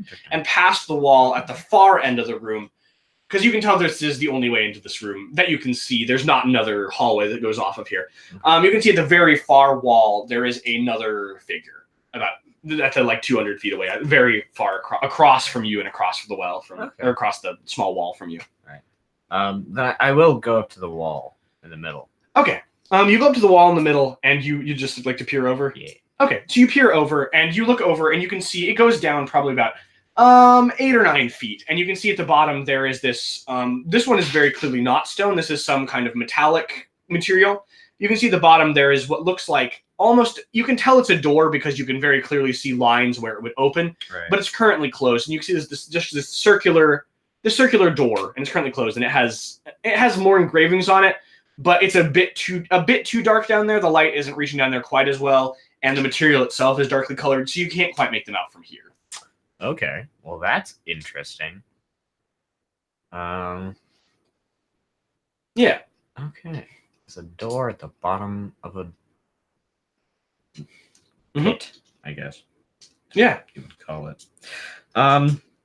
Okay, then having seen that, I would like to cross the rest of the way to the figure. Okay. Yeah, so you just walk the rest of the way to the figure. As you get to this one, you can tell this one is significantly larger.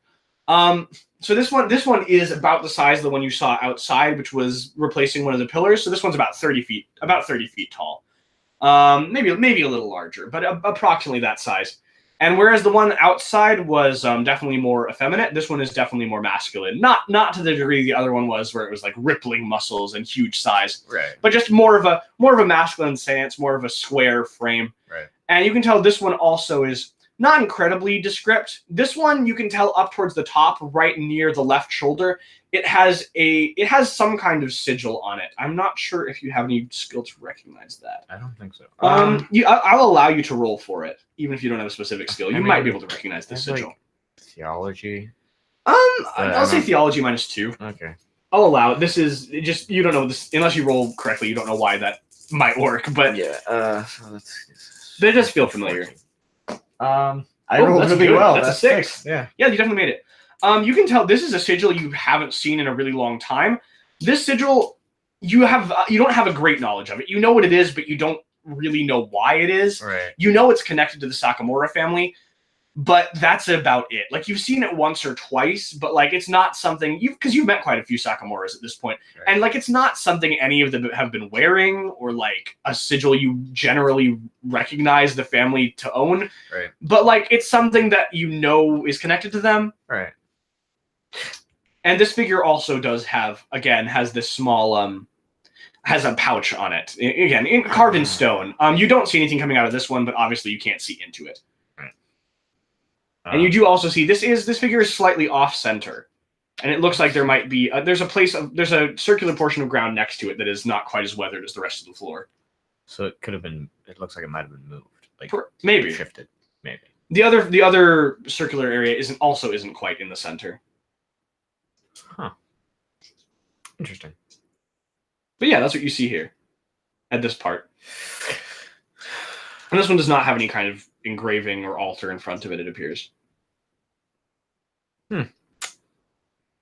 Oh, sorry, one more thing. This one also has, similar to the front, it has a word carving that you can read it, but it doesn't mean anything to you. Again, at each of the 4 cardinal directions. The one at the cardinal direction that this room is placed at, like how it's placed. Sorry, let me phrase that in a way that makes sense.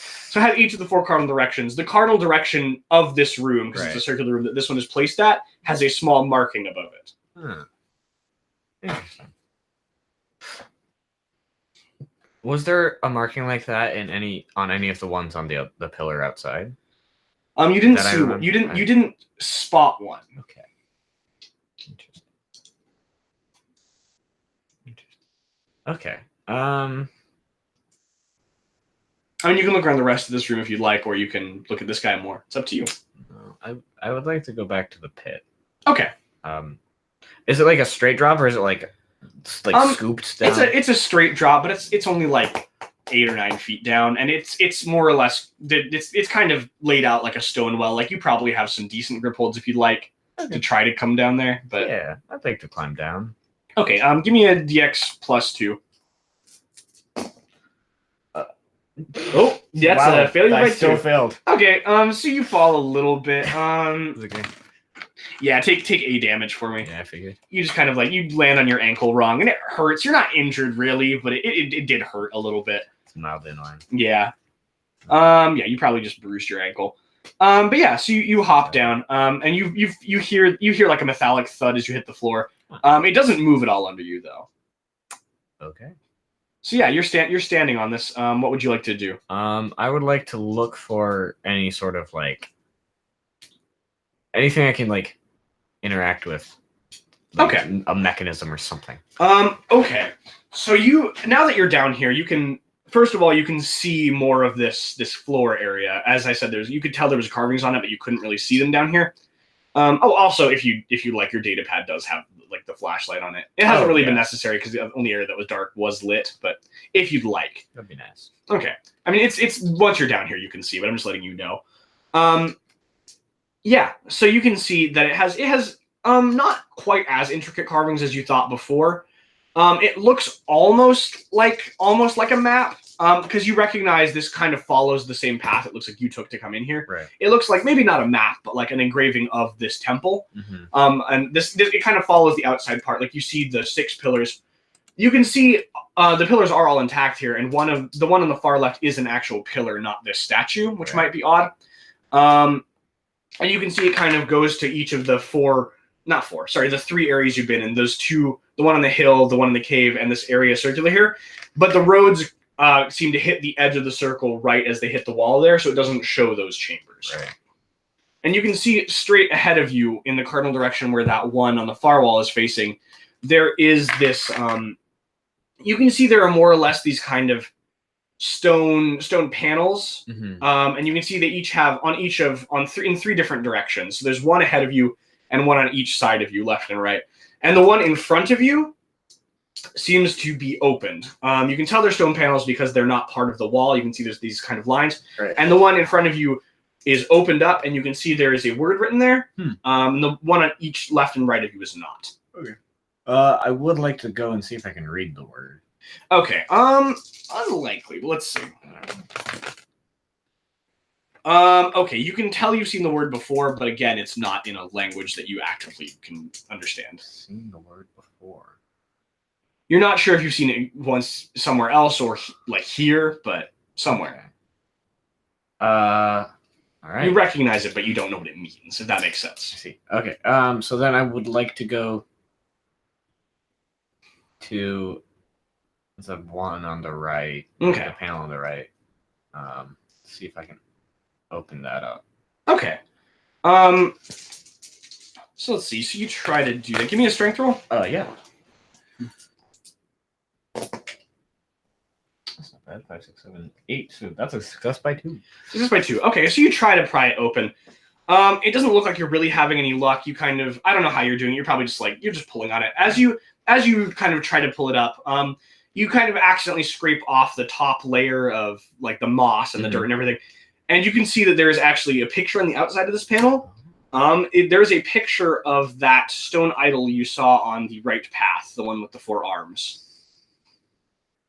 Guessed as much. Interesting.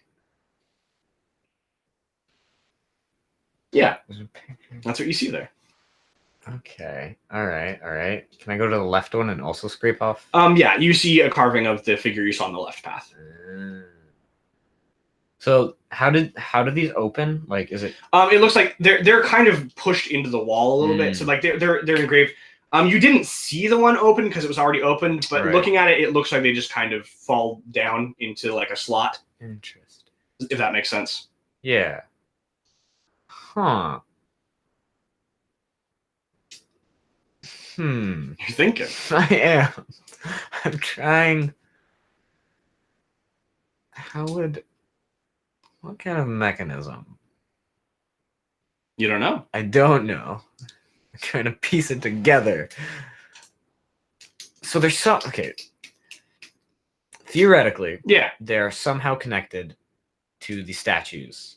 In some way, yeah, it would appear. They have an image of them on them. They at least have an image. So one is open. Yeah. What was different about that statue? There. You could go investigate. I could. You said they were all movable. Yeah, it appeared. This Well, one here except was for this one. this one was big. 30 feet tall, as was the one in the very front. Right. But The other two appeared mobile. yeah.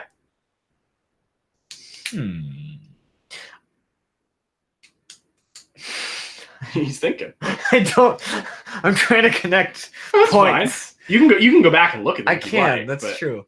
Or you can look at the one that is open. Yeah.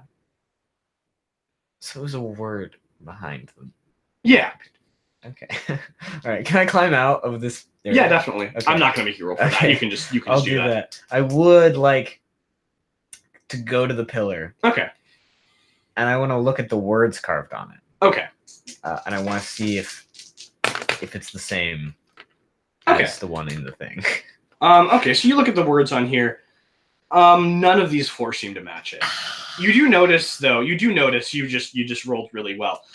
You notice as you're looking at it, because these words are all at the bottom, kind of like where the base of the statue is. Obviously, it's on this small circular base on where the statue is on. You notice it looks like almost there might be something underneath the statue almost. Like you notice just a little bit. The ground looks a little bit different. Right. Okay. Can I? Yeah. I'm probably not strong enough to move this. You can make an attempt. But I would like to make an attempt. Okay. Give me a strength roll. Yep. That's not the worst. It's not awful. It's 8, 9, 10, that's a flat success. Yeah. It's not really happening. You push it and you feel it give a little bit. You feel like maybe like the moss or whatever is giving you a little bit of slide. Right. You probably move it like a few millimeters. Yeah. Like you push on it. You move it a little bit. You can tell there is some kind of panel or something under it. The floor is different here. And it could be moved. I'm just not strong enough. This one appears to be moved, but this one was also the only one where the panel appeared to be active. Okay. I'd like to go back to the statue under the tree. Okay. And I would like to. So, looking at it, is there like a panel or something inlaid in the ground or whatever is under this statue, like not under it, but like near it? Yeah, you're able to move the statue. The statue is much lighter. You're not sure why. Whatever the stone is made of, you can just not easily lift it, but it's not a challenge. Right. It's just heavy. This appears to just be roots.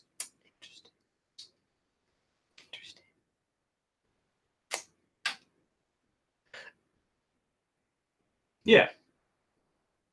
I feel like the liquids are significant, but I don't know how. Sorry. Can't help you. I know. That's the problem. And I haven't seen any other people here. You have not, no. I was told you haven't seen any. It has been more than 10 or 15 minutes. It has been a long time. Yeah, you've been here like an hour or two. That's bothersome. It is maybe concerning. It's a little concerning, especially connected to the fact that they looked a little bit worried when they were. Both the fact that they said someone would be where you transported to meet you and that they would be along in 10 to 15 minutes, and you've been here at least an hour or two. Yep. I mean, you don't appear to be in any real danger here so far, but... Yeah, but it's a mildly concerning that... Yeah, definitely. Their words don't ring true. All right. So I have this statue, which I can move. Yes. There's 2 pools of clearish liquid. That's true. But also have at least a flammable quality to them. Yeah, is that what you're going to say? They have a flammable substance within the liquid. That's true. It appears to be 2 separate things. But it's all bubbling up together. That's true. And then there's another statue with 4 arms. Yeah. Also appears to be movable. Mm-hmm. This one has a dark substance that is flammable. That's correct.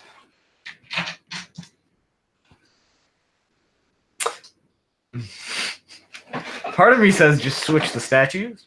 Okay. But before I do that, yeah, I would like to go to the fire statue. Okay. Without not dragging the other one along with me. Yeah, I understand. And just move that one and look at what was under that. Okay.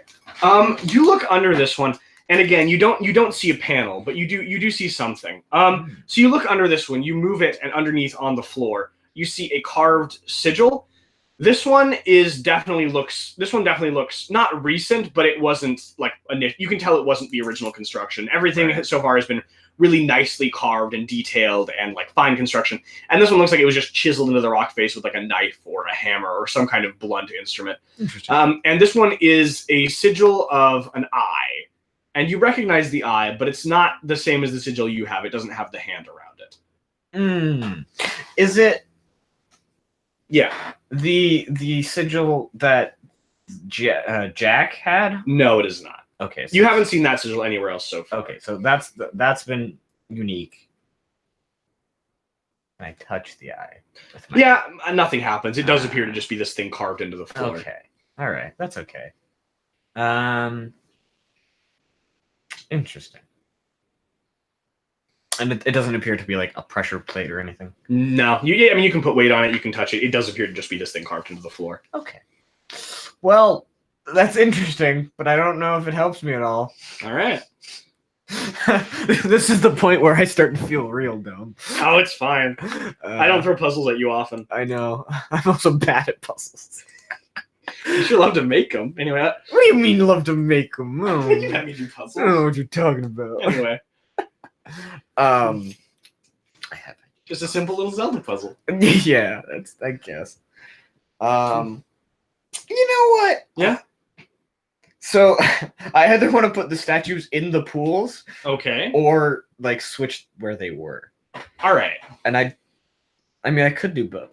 You can try either. You can try anything you like. I think it'd probably be smarter to try switching them first, because then I'm not like putting something on them. Okay. So it'll take some time. Yeah, but you can just say you do that. Yeah, I'll do that. It takes about an hour to do that, just because you're hauling them both up and down stairs. You switch them both around. Yeah, you've done that. I sure have. Okay. Can I go back to the pit and see if anything's changed? You can. You go back to the pit. You like to crawl back down and look at those panels area. Yeah. Okay. You crawl back down and you look at those paneled areas. Nothing appears to have changed.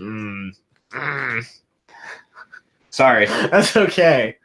I mean, Just winded and frustrated, yeah. I was going to say it's not your fault, but it literally is. Oh, no, it is. I mean, it's your fault for your actions, but... It's your fault for me. No, no. It's your fault because that it's a puzzle. Yeah. Let's see. How to solve puzzles. Google.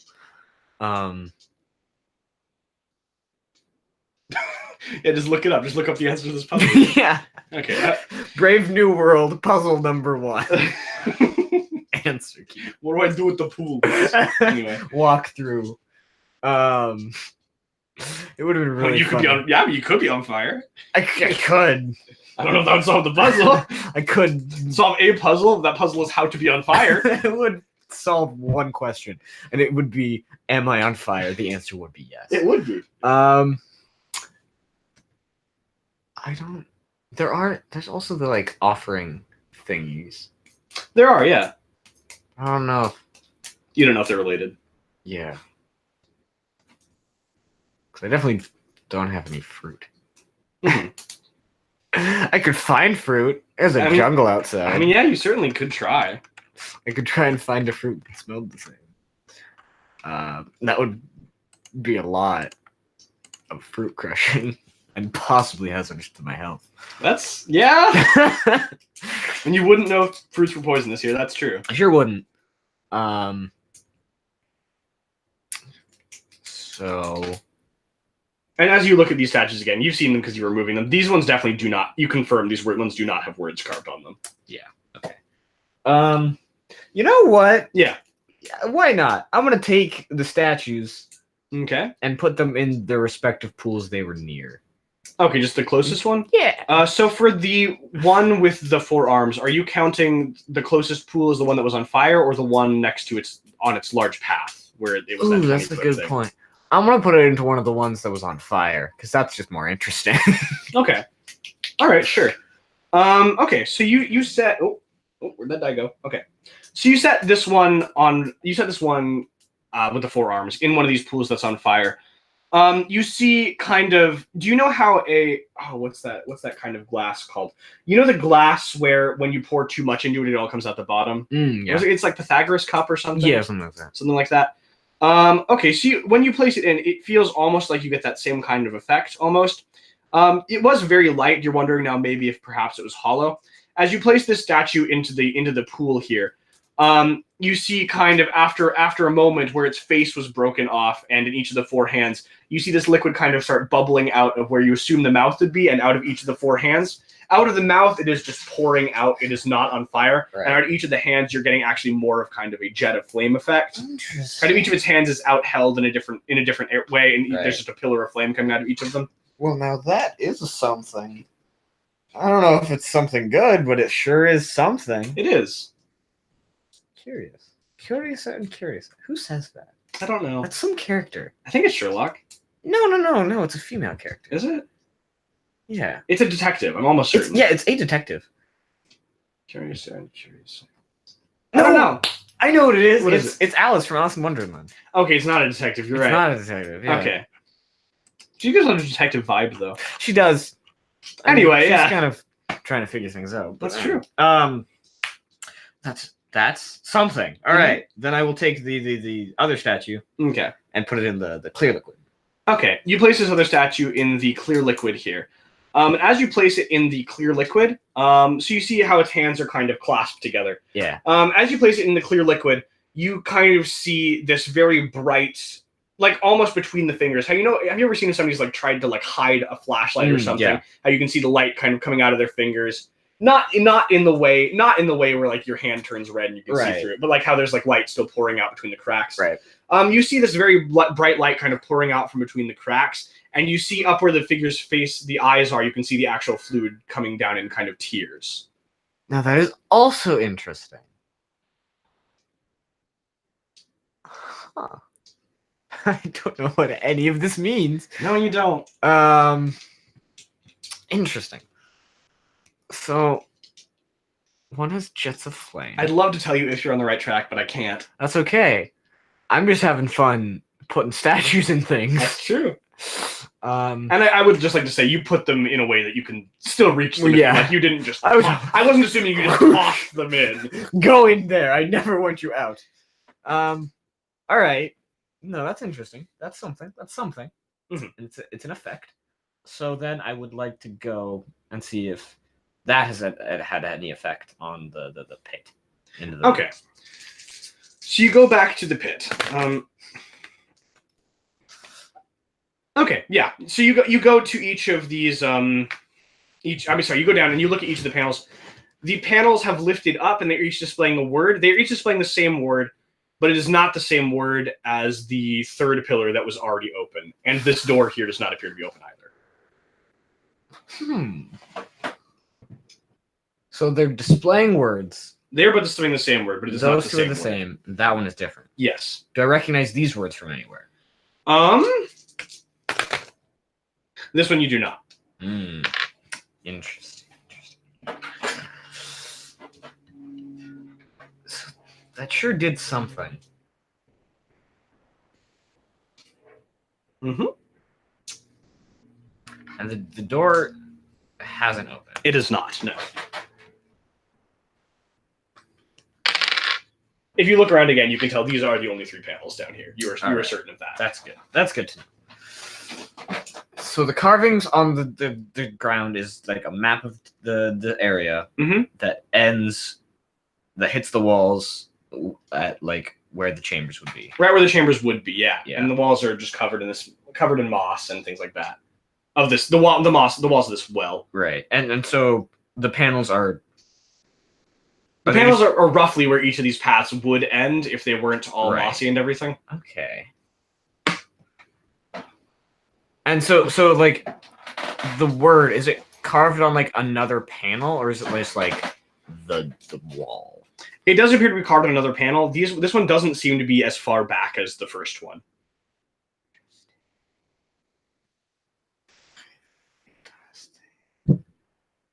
Okay. So this panel with the word on it does look movable as well. The first one that was here does not. So there's like levels. It would appear. Interesting.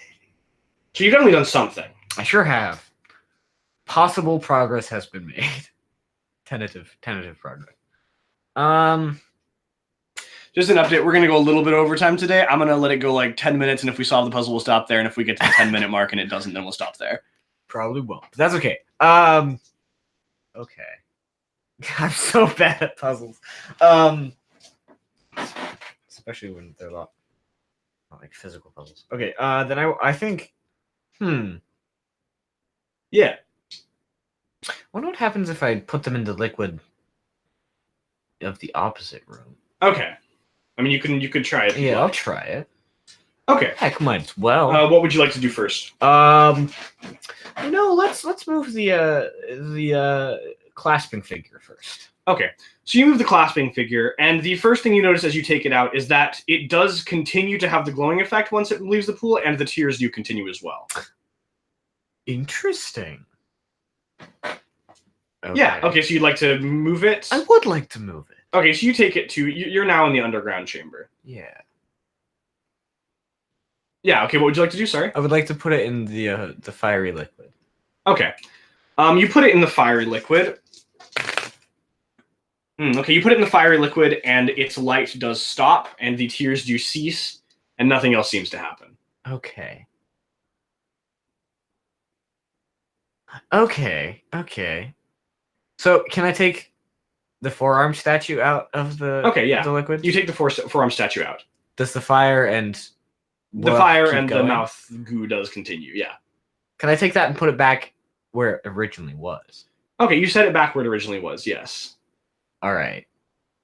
And then can I take the other statue, put it back in the pool, and hopefully start the glow and the tears again? Yeah. Once you put it back in its original pool, that does continue All again. right. Yes. And then can I put that back where it went originally? Yeah, and you put it back up on the tree thing right in front of the altar. Yeah. Okay. And then I'm gonna go back. Okay. Let's see if that has changed anything. Okay, they do still have the same words on them. All right, that's okay. Okay. So, the ground near the like big one. Yes. Yeah. The place that looked different, like not under it, but to the side. Yeah. It was roughly the same size. Yeah. The other two are definitely smaller. Okay. The other two are definitely smaller. Okay. I'm going to try and think through this logically. So we have 3 statues and 3 things. Yeah. One of them is already open fully. Yes. To the very back with a word. That statue appears to be on some sort of panel. Yeah. And might have been moved. Perhaps. The other 2 statues, when placed in the pools of liquid nearest to them, exhibit an effect. Yes. This then opens the first, at least, of 2 of the panels. Correct. They then display the same word, but it's a different word from what the other one displays. Yes. Placing them back in their original positions does nothing. Placing them in the opposite pools appears to cancel out the effect and do nothing.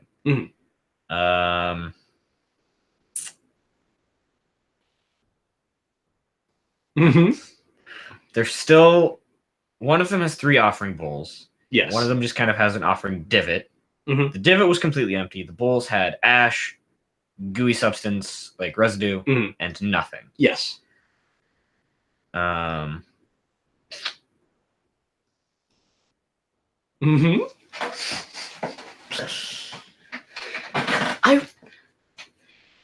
Yeah? I don't think this would actually do anything. Okay. But I would like to take a stick from the tree. Okay. Light it on fire. Yeah. And then light the large pool on fire and see if I can do that. Okay. Yeah, it begins to burn. This room is much more lit up. Let's see if that reveals anything to you. It doesn't appear to do anything directly, but the room is much brighter. Yeah, so I can see more, maybe. Yeah. Okay, so as this room lights up more, because you light up this dark back area, because there wasn't really flame back here, you were just getting the flame from the front of the room. Right. You can see now right above the statue, and like a good ways above the statue, like you hadn't noticed them before because they were in the shadows. You can see there is a picture. It looks like almost roughly of the cave, you can see two spires of flames. They are not these pools, but you don't know if Right. maybe that was just at a different time or something. Kind of like not quite geysers, but like they're Right. much taller, kind of like a fountain almost. And you can see this picture of the picture of the walkway, and you can see a statue at the end, and it appears to be the statue of the woman. Yeah, that's what I was beginning to think. Okay. So then I would like to take the statues Mhm. and put and like switch their places. Okay, so as you put you first you take the woman and you put her in this place here. As you put her here, you see you place her here, and as you place her, you don't know quite why, but you see you place it and you hear this kind of not metallic, this rumbling sound like stone, kind of grinding against stone, Mhm. and the figure turns around, kind of not like Right. the figure's actually moving, but like it rotates, like there's something Right. underneath it moving, and you see the wall behind it lifts up very slowly, not like the whole wall, just like a panel, Right, just like a panel where there was the carving before. Right. The panel lifts up, and you can see there is a very small chamber, just large enough for the figure, and a small panel on the floor. large enough for like that figure. Yeah. Okay. Then I would like to Push it back and place it there? Yeah, push it in Okay. back. You place the figure there, and you can see, and that's what happens. And you see as you do that, the two right on each side of the path where there's this large flaming pool, you see kind of this geyser of the liquid starts to come out, and it's kind of it's burning at the same rate as everything else, but you can see there's just it's there now. It seems to match this image. Interesting. All right, then they'll take good old forearms and Okay. place it by the tree. Okay. You Try take not to burn the tree down. you take forearms and you place him under the tree. And as you seem to place him there, you see the jets of fire seem to kind of expand almost, and they definitely go up and they start hitting the branches of the tree. And you see the tree starts to smolder and burn. And after a few minutes, the tree burns incredibly quickly. You're not sure why. It almost seems like as soon as it gets past the initial layer of bark, it's doing the same thing these pools did, where it's got like the really strong, almost magnesium effect, and the tree just kind of burns down. And as the tree burns down, you see under this pile of roots behind it, you can see this image kind of laid into this stone platform on the ground under where all these roots were covering. Mhm. And you can see the image of these two pools here and this third statue here, the one with the four arms on this place. And you see another panel on this stone thing under where the tree was. Oh, put the forearms on the panel. Okay, you place him there, and the flames kind of die back down. They go back to what they were before. And you can see the pools here they seem to almost just drain entirely and go away. Huh. Interesting. Okay. Well, then I would like to return to the pit. See if that finally did anything. You return to the pit and you look down, and this door appears to be open. Incredible. Okay. And it's dark inside this chasm down there. Dark, so I can't tell how deep it goes. You can't quite. That. Well, I don't see much else to do up here, so Okay. Looks like I'll be heading over the wall. Okay. So as you climb up onto the wall, and you're either about to climb down or just look down or something like that, you feel a figure push you from behind. Can you roll dexterity? Oh no! Oh, that rolled well. That's an 8. Ooh, not quite. Against a 10, but not quite because you were shoved. Oh, I was shoved. So you feel these two hands hit you square and flat in the square of the back. Yeah, that's correct. And as you feel them strike you, they feel very solid. It's very odd. They almost feel stone-like. They're very cold and solid. Can I look over my shoulder as I fall? You can make an attempt. Give me another DX roll. Okay. Please roll well. Nah.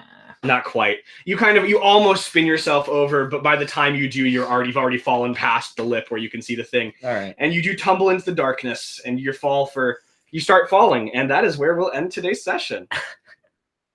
Do you like how I iterated my way to the successful answer? I did help you a little at the end there. Well, yeah. That's fine. That's okay. Yeah, that was. I was gonna get there eventually. Okay. That was a pretty good session. I'm not going to talk for forever because we're already over time like that matters. But thank you all for joining us. This was Roll Out of Bed, where no matter what time it is, we just woke up. I was your Game Master Nev. And I was your player Ian. And thank you for joining us. Please tell your friends, leave a comment, like, subscribe if you liked the video, if you liked the series. Follow the socials. If you want to, let us know if you'd like us to do any other things on top of this, like little fun things or answer questions. Yeah. And what's our social media stuff?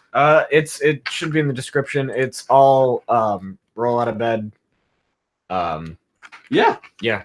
So yeah, by all means, tell your friends if you like it, and we appreciate everybody watching. Thank you very much for joining us.